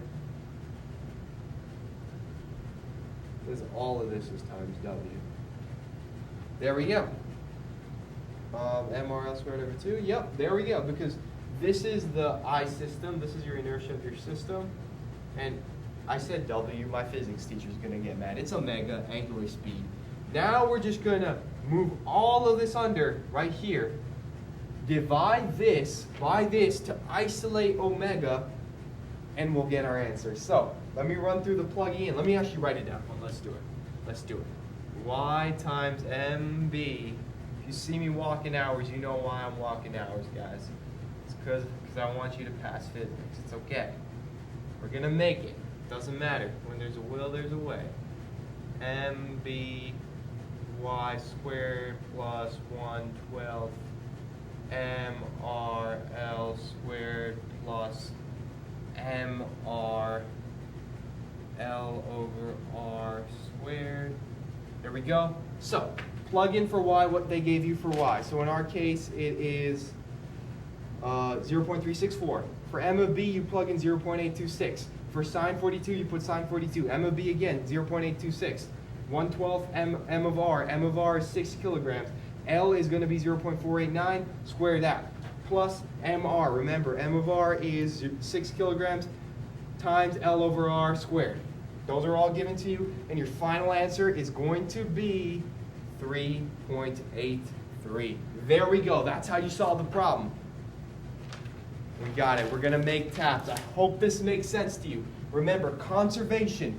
Use your equations, your inertia equations. Remember the inertia for the system. Put that all together. Always start equals n because we conserve momentum. All right, I got to go. It is 11:26 and 35. They're not going to get me. I'm going to record the rest of the problems tomorrow, but good luck. It's going to be great. I'll see you in a sec. All right, time for problem number 2 on WPR 3. So this is going to be Newton's second law, but using rotation. So it's going to be a bit harder than before, but it also uses a lot of the same concepts. So without further ado, let's get started. So as usual, I'm going to put the question up here and read it through. So a block with mass m sub b equals 25.7 kilograms is connected to a cylindrical pulley with a mass m sub p equals 2.84 kilograms and a radius of r equals 0.662 meters. The block moves down a frictionless inclined surface that makes an angle of theta equals 27 degrees with the horizontal. Calculate the magnitude of the angular acceleration of the pulley. So instead of calculating normal acceleration now, we're going to use angular acceleration. But I'm going to explain it through as we go through. No need to get overwhelmed. So to start off, let's describe the motion of the block over here. This is going to be how we do it for every other normal force equals mass times acceleration problem. So I already set up the free body diagram. Hopefully by this point in the video it makes sense. So I drew the block on an angled ramp, made sure to set up my axis on the slant because I want to make sure it's in line or matches my heel, so it makes it easy for me. I drew the gravitational force going down, m sub b times g. Then I drew a tension force, which is over here between the block and the pulley, right? As the block is going down, the question tells us that it's accelerating downwards. We have a tension force holding it slow, so it's like very taut while the block is going down, meaning it's going this way, backwards. That's why we have our tension force, and then we have our normal force up there. So the way I set up the axis is the positive x direction is going this way down the slope. The reason I did that is the acceleration, the block is sliding down that way. So if it's sliding towards that direction, I decided why not make it positive. So that's it. That's how we describe that over there. Now to convert it into an equation, we use Newton's second law, F equals ma. So the force on this is going to be the force pulling it down, which is gravity. So that would be m of our block, g, mass times gravity, but remember it's going to be mg sine theta. That's going to be the force for gravity because we're talking about the horizontal gravity. Now you might be like, why is it sine? Because in kinematics we use cosine for the horizontal x-axis. Remember, for Newton's second law, when you're doing the horizontal ramp thing, sine is for the x. And when you're doing 2D kinematics, cosine is for the x. Just try to remember that. So in this case, sine, sine, sine, sine. All right, now that we got that in, we have our positive force of gravity pushing it down, and then we're going to subtract our tension force, which is going against it, right, holding it back. And that's going to equal our mass of our block times acceleration. There we go.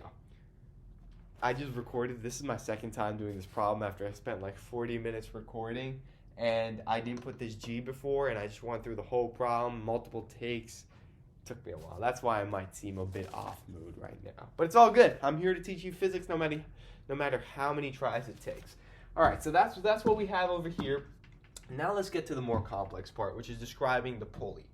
So for this one, we can't just simply use F equals ma. But before we go into all what equations we're using, let's draw the free body. So to draw the free body of a pulley, you draw a circle, you draw a dot in the center, or somewhat center, right there. Pretend that's the center. And you can draw the forces. So of course on any pulley, since ours is really just standing straight up, we can have our gravity. I'm going to use m sub p for the mass of the pulley, so m sub p times g. And then there's a normal force. I'm going to use F sub n. We're not really going to use our normal force. You usually won't, so you don't need to worry about it. Sometimes it's pointed that way, sometimes it's pointed the other way. Don't worry about it for now. Just draw it. Now, the key force you do want to draw is you want to make sure you draw your tension force. That same tension force on the block is also being applied on the pulley, except it's going to be in the opposite direction, right? Because when the block is going down, the tension's pulling against it. But when in relation to the pulley, the tension force is pulling down, so it's going to be this way. And you'll see what I mean in a second. So I'm going to label it tension. And in the case of our axis, if I draw the x and y for this, we're going to make rotation going this way positive rotation. So it's in line with our diagram over here because we're saying going this way is x. So it makes sense that rotating this way would be positive x, meaning that this tension force would be positive on the pulley. That's what I'm trying to get at over here. So that way's positive, be consistent, this way's positive. Now the only thing you really want to include here that's really critical is your radius. So you can draw a radius. I like to draw it here, and the reason I do this is it makes it so that you can see it's perpendicular to the tension, and this is going to prove to be useful later on. You can draw your radius anywhere, but I like to show that the force is tangential to the pulley. You'll see why later. All right, so now let's describe this using equations. So the way we do this is using torque equations. So what are the torque equations we can use? Let's pull up our PRC. If we look at equation 22 and 23, those are the two I want you to focus on. So equation 22 will tell us the sum of the external torques is equal to the inertia times our angular acceleration, and that's actually the variable we're looking for. So that should give you a hint of something. And then our second equation is torque, trying to do torque nicely, equals our radius crossed with our force. So I'm using capital R because we use capital R for our radius. Just trying to be consistent over here. I'm going to flip side so you can actually see me while I explain this, so I don't go out of frame. So now we got to pick which one we got to use, because you want to use a torque equation to describe the pulley. So can you guess which one we're going to use? If you guess the first one, you're right. That's what we're going to use both, but we're going to start with the first one. The reason being, it has what we're looking for, the angular acceleration. And that's a game I want to tell you about. That's the game I want to tell you about. Sorry about my English. The reason, so if you're ever on a physics problem and you get stuck and you're like, what equation should I use? The key is look for what you're looking for on the PRC, go to the right section, and that's probably the right equation. So if we didn't know what we're doing from here, we'd be like, oh, we're looking for that angular acceleration. Let's pick that equation. So it's the sum of the torque external. Since we really only have one pulley, it's not going to be a sum. It's just going to be one torque, right? Because there's only one object in our system. So I'm fine with just doing torque equals inertia multiplied by our angular acceleration.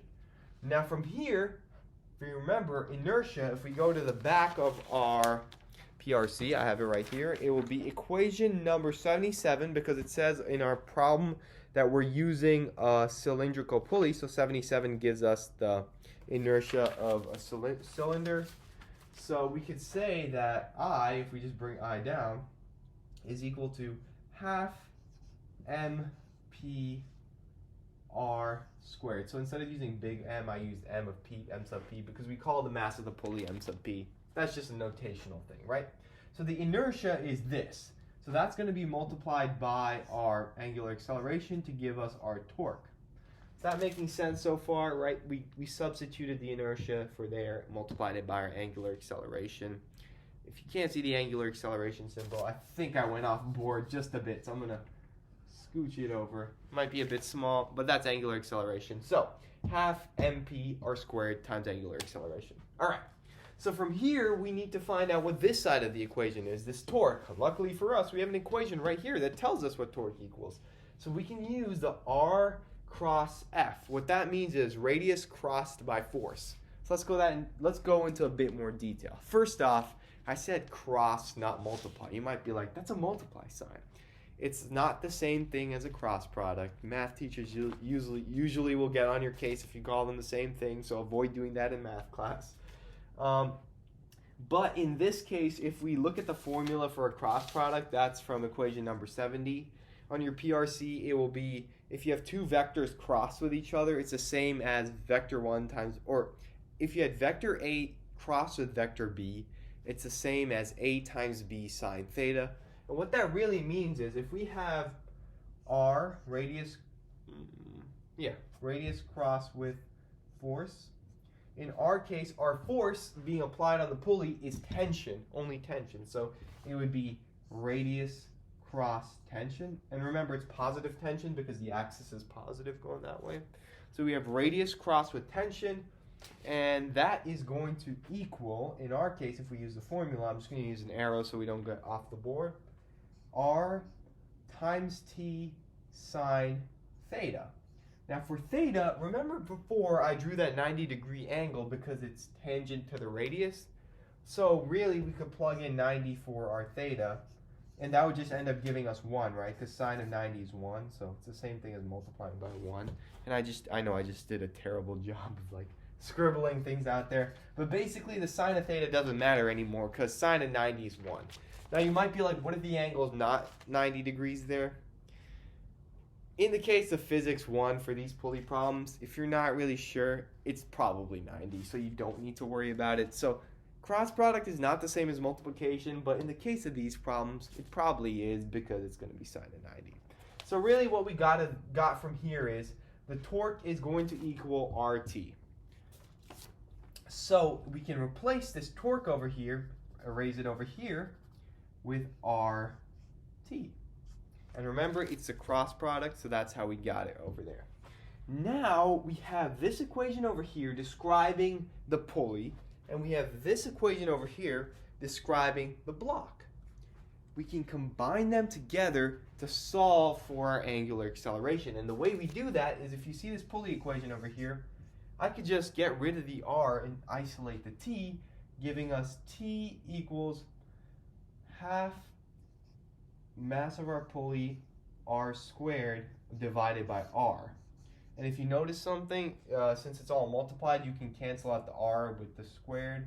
So instead of having R squared, you just have R because you divide it by the denominator. So now it's equal to half mass of the pulley times R. And if you notice, we isolated tension, which we also have over here. So if we isolate tension on this equation too, and make it tensions equal to mass of the block times gravity sine theta, mass of the block times gravity sine theta minus mass of the block and times A, we can now set them equal to each other, right? Because we have two T's. So I'm just going to draw a nice arrow, right? Two T's. And I just used one of my pet peeves again. I said right. I'm sorry about that. We're going to try avoid using the unnecessary rights. All right. So we set them equal to each other. So now over here I can do mass of block 1. I feel like I hear Stranger Things music in the background. It could just be something else. Sine theta minus mb. Now, before I set them equal to each other, I'm doing this minus m sub b a, mass of the block times a. I want to replace this a over here, this acceleration we got. Because what this acceleration is it's normal linear acceleration. We don't need it really in this case, right? Because we're looking at angular acceleration. And we have no real way of solving it, so it's kind of hindering our problem solving. So instead of putting that there, I want to point you to this hidden part. I always miss it on the PRC.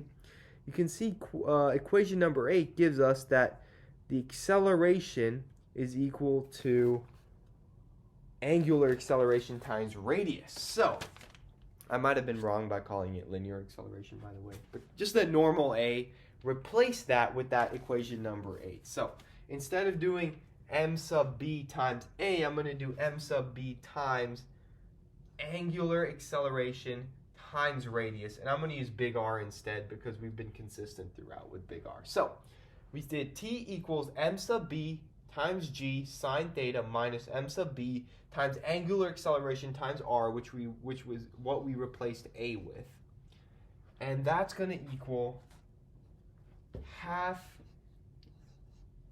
the mass of our pulley times our radius. And remember, the radius is not squared anymore because we divided it there.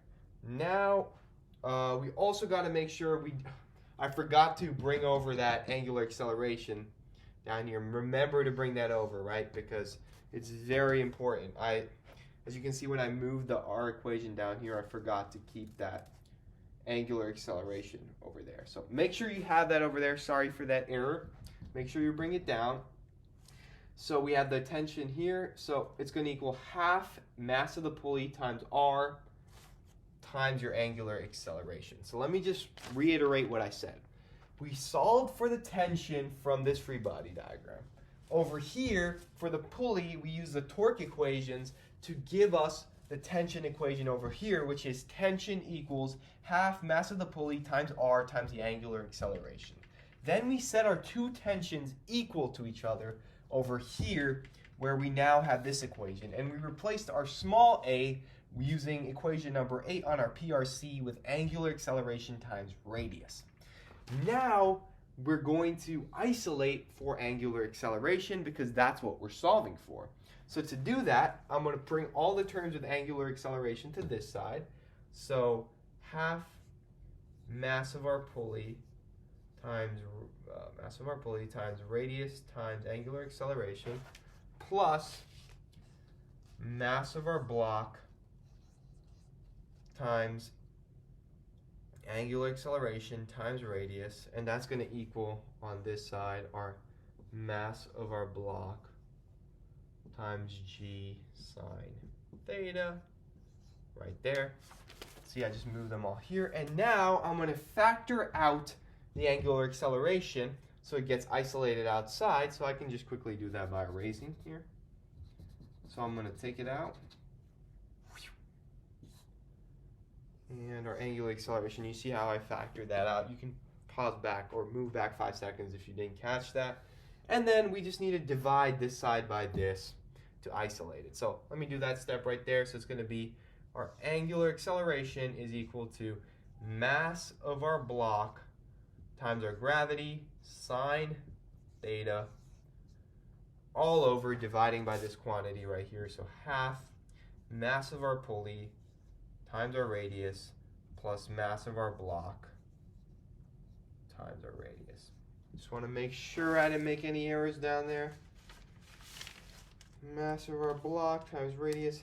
Absolutely. Okay, perfect. This is our equation. If you wanted to be a bit more simplified, you could pull out the r, factor it out at the denominator. Oh, you don't really need to do that. And this is your answer for angular acceleration. From here, all you need to do is plug in your mass of your block, gravity, sine of theta. For theta, you're going to use the angle they gave you for the ramp, which is 27 degrees. Then you're going to put your mass of your pulley, your radius, which is given to you, which is 0.662. And then your mass of your block again times your radius. This was all given, and that should give you an answer of 6.37 radians a second. Sorry for writing this terribly. That's your answer right there. But this is really the important part over here. So, a quick general overview of what we did before I move on. We have a block going up a hill with a pulley. Now we're accounting for the pulley. This is not like a frictionless, perfect pulley. This is a pulley where we're actually calculating. So, first of all, we do F equals ma, Newton's second law for the block. We describe the forces acting upon it, which is tension and gravity, and we isolate for tension over here. Next, we move to our pulley, where we draw the free body diagram, and then we use the torque equations to finally get an equation for tension isolated. So we use the torque external equals inertia times angular acceleration, and torque equals the cross product of the radius times the force. And the only force applied to our pulley is the tension, so it'd be radius crossed by tension.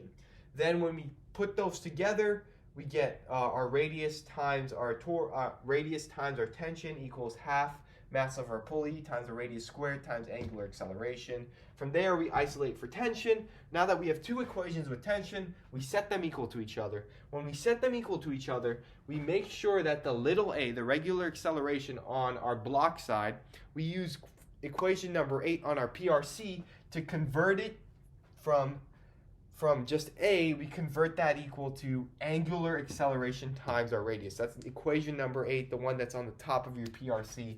So that's what we replace it with. And from there, we just isolate for our angular acceleration, and we get this down here. So I hope this helped. This is a bit of a harder problem. It took me around an hour of takes and failures to record this, but I'm sure you'll be all right if you just follow the steps. Remember, this is the same thing as the other Newton's second law, except for your pulley, you're doing something a little bit different. No matter how many pulleys, how many blocks, how many forces, it's all the same concepts. For your blocks, you do your F equals ma. For your pulleys, you use the torque equations to describe the movement of your pulley, to describe the forces of your pulleys. Don't get overwhelmed if they change it up, change the angles, maybe make it on a flat surface. You got it. Just remember the equations I used. Remember the problem-solving process, and you'll be good to go. All right, welcome to problem 3 of WPR 3. So, without further ado, I'm going to paste it up and read it out loud.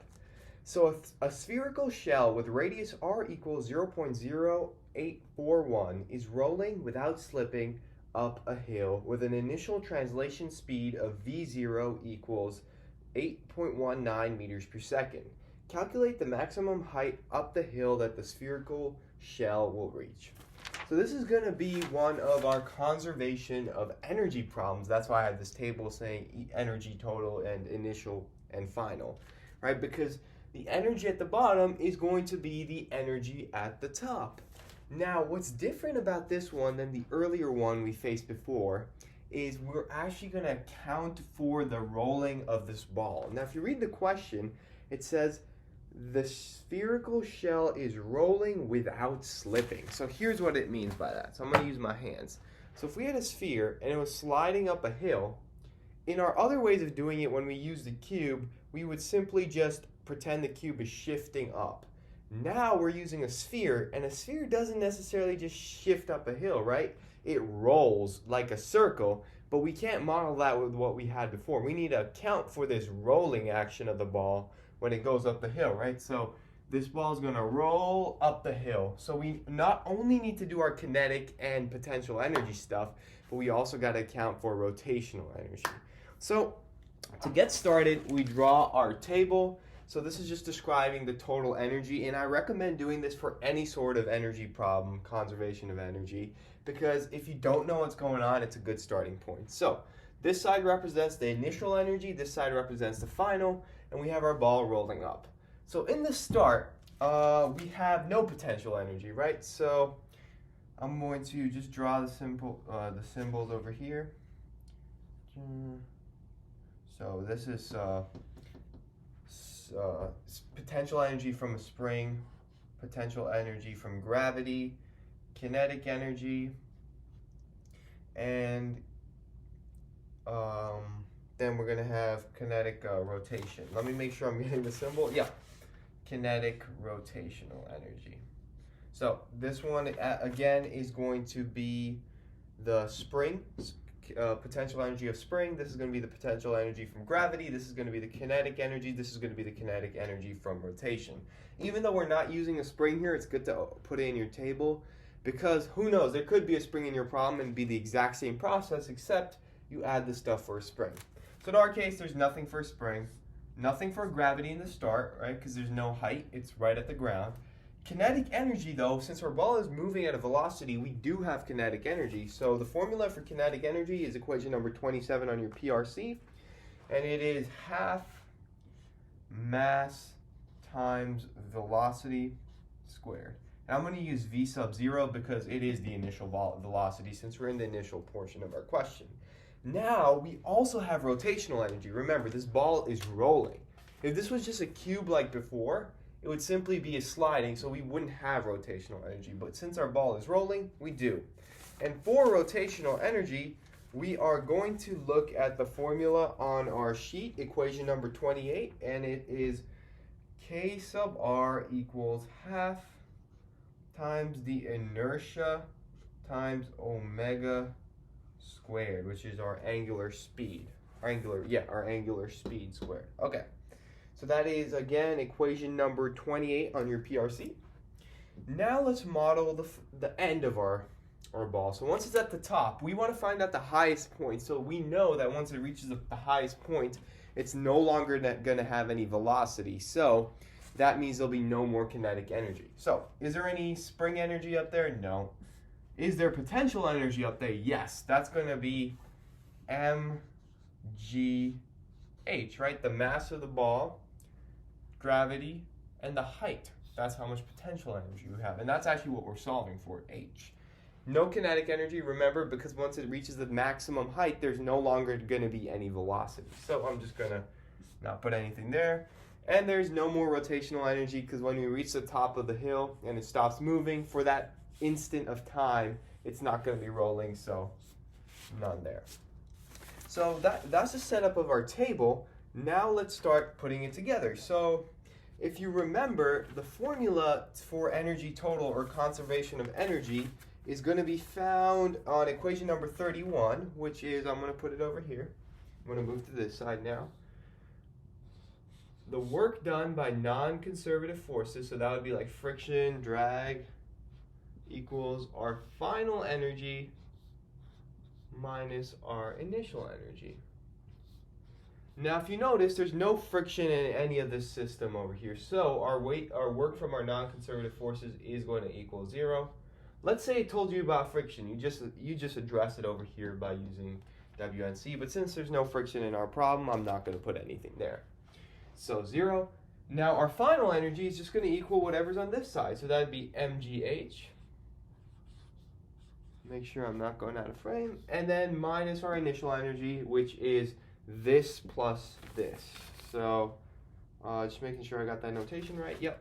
So it's going to be, remember, you got to distribute the negative. So I'm just going to use parentheses for now. Half mv0 squared plus half, and okay, we're still good on space, inertia angular speed squared. So that's going to be our equation for our non-conservative forces, and this is really what we need to solve in order to get our final height. So here we are. That's our equation. Now from here, remember, we're trying to solve for h. So if we moved everything to this side and started dividing, we could do that, but I want to make sure we deal with this inertia and angular speed first before, and I'm going to move back to this side so you can see me.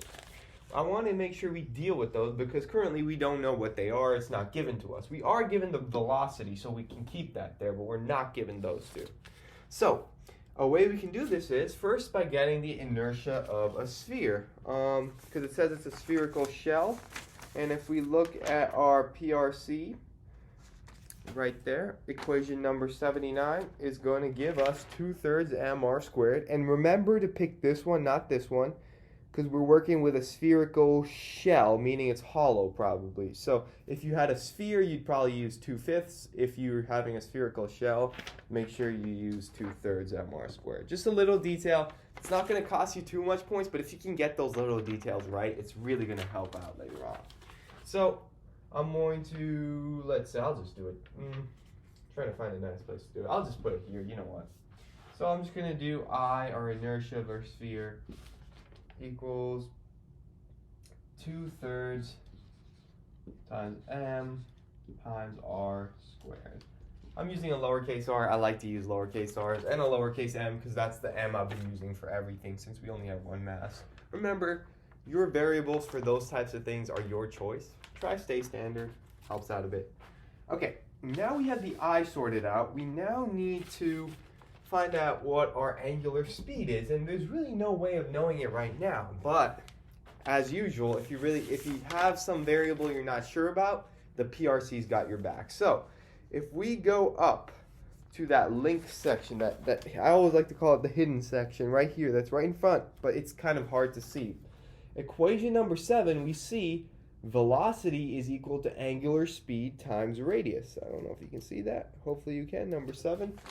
So I'm going to just put that down there just so we can see it bigger. So V equals omega, it's not W, it's an omega, times radius. So we know what our V is, and we know what our radius is. So we can effectively isolate omega by doing omega equals V over R. And now this would just be a normal constant because we know both what our initial velocity is, and we also know what our radius is. And you can use V0 because we are working on the initial side over here. That's why I'm using V0. And that's the number we're also given. So now that we have that, we have inertia, we can start plugging in our equation. So I'm going to move everything except mgh. So I'm going to put mgh on this side. I'm going to make sure I wasn't a good erase. I just got stuff all over my fingers. Let me quickly grab a wipe so it's not delaying it too much. Sorry about this, guys. All right, that should be good enough. Let me get that off my fingers because the later I do it, the more it's going to stay. All right, so that's good. So I'm going to move mgh here. I'm going to put it a bit down. mgh. And then all of this, I'll distribute the negative too. So this negative would make this negative half mv0 squared. So when we move it to the other side, it would just become positive half mv0 squared. If you need a second to think about that, that's okay. This will also become negative. When you move it, it'll become positive. Half. And now instead of putting inertia, I'm going to plug in our formula, which would be half times 2/3 times m times r squared, making sure, and then putting times v0. So instead of angular speed, I'm going to put the formula we got, which is v0 over r, and that's going to be squared. Let me just make sure I did not make any mistakes in my substitution. So mgh negative is equal to positive half mass times velocity, 0 initial velocity squared, plus half times 2/3 times mass times radius squared times initial velocity over radius squared. Perfect. Now, one thing you might have noted in your problem that might have caused you some stress, I don't know, caused me a bit of stress, is that we never actually were given m, our mass. And if you look at your PRC, there's no equation for m. So that might seem like a stopper or like a hindrance. But if you notice, all of our terms, this term over here, this term over here, and this term over here, all have m. So m can just be divided out just like that because it's just a constant. You're good to go like that. All right. So from here, we have GH. And if you look at our problem, we're looking for the maximum height, which is h. So all we need to do is isolate for h. So h equals half v0 squared plus, I'll do the multiplication, 2 over 6, which is actually 1/3, but I'm not going to simplify it. Oh, did I? 2 over 6. I just said I was not going to simplify, and then I made a mistake. Wow. 2 over 6 r squared times v0 over r squared. Nice. All right, let me just make sure I didn't mess up there. v0 squared, 2 over 6. Yeah, 1/3 r squared. Okay.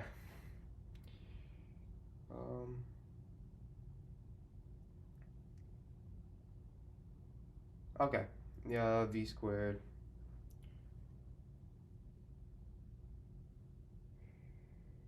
Okay.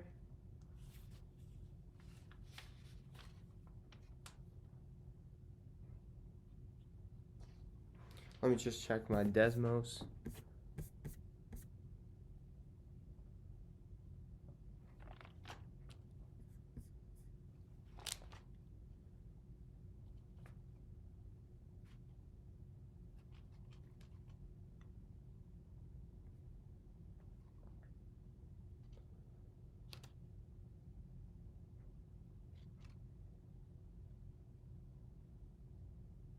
Yeah, okay, we're good. I was just getting in my head over the math. Sorry about that. So, I might have made a cut, so you might have not noticed anything. So, we have h equals, we have our height is equal to half v initial squared plus 2/6 radius squared times our initial velocity over radius squared. I think the part that I was getting a bit messed up on is if you square it out, the radius technically would cancel out. That's what it is on my sheet over here, but I'm going off my head here. So keep it like this. It doesn't matter. You have what h is. Now let's start plugging things in. So for your initial velocity, plug in 8.19. For r, you plug in 0.0841 for your radius, and then for your initial velocity, again, you plug in 8.19, and for gravity 9.8 or 9.807, whatever you choose. Probably use a more precise one. And then you get h is equal to 5.70 meters. All right, so make sure you do 3 sig figs just to match it up with everything else. Now I'm just going to go over a quick rundown of this problem one more time just so we're clear with all the concepts. So we start off with a rolling sphere that goes up a hill. We want to find out how high it goes if it was given an initial velocity. So, unlike before, our sphere is rolling, so we have to account for the rolling part of it. So, from here we set up our table. We have kinetic energy because the sphere is rolling in the start, and we also have rotational energy because it's going in a circle, and it's not only moving. At the end, when it reaches the top, we only have potential energy because at the highest point, it stops moving, stops rotating, and then it'll eventually roll back down. But at that point on the top, we only have mgh because it's only gravitational potential energy there. From there, we use conservation of energy. Our work of our non-conservative forces is equal to the final minus the initial energy. There's no friction and there's no non-conservative forces, so that's just equal to 0. We do our subtraction, then we replace the inertia with the inertia of a sphere. And in our case, we had a hollow sphere or a spherical shell, so we made sure to use 2/3 mr squared. Make sure you pick it right for the shape you have. Then from there, we substituted our angular speed with our velocity over radius. We got that from our PRC2. Next, what we did is we plugged those conversions in, isolated for h, made sure we had h, and plugged everything in, and we got 5.70. So those are all 3 problems from the WPR. I think we're going to move on to some final stuff that will get you ready, and you should be good to go. Here we are, done with reviewing all 3 WPRs. Thank you guys for sticking with me through this entire guide. I wish you the best of luck on your TEE. If you still have a bit of time to review, I urge you to skim through the WPRs on CEP and go over the non-critical questions. So the ones that are 30 points, 20 points, or the multiple choice. Just get yourself familiarized with all the content, so when you see those on the TEE, you'll be good to go. But remember, it's always the same concepts you see in the major problems. And at the end of the day, if you see a problem and you're not sure what to do, look at the equations, think of the concept, and the problem will come to you. Another thing I urge you to do if it's not 3 a.m. the day of the TEE is look over the last few units or the last few lessons covered after WPR 3. There's only like 2 to 3 of them, so it shouldn't be that hard to cover, but just make sure you're covering all your ground and you're not blindsided on the TEE by one problem from that last little block. But other than that, good stuff. You should be good to go. If you have any questions, feel free to email me. My name's right here. You can call me on Outlook. I'll pick it up. Doesn't matter if it's 3 a.m. Just shoot me a text, call, and trust your training. You went through all the content. You went through all the review problems. You will be okay on this TEE. Thank you guys for sticking with me. Have a great day.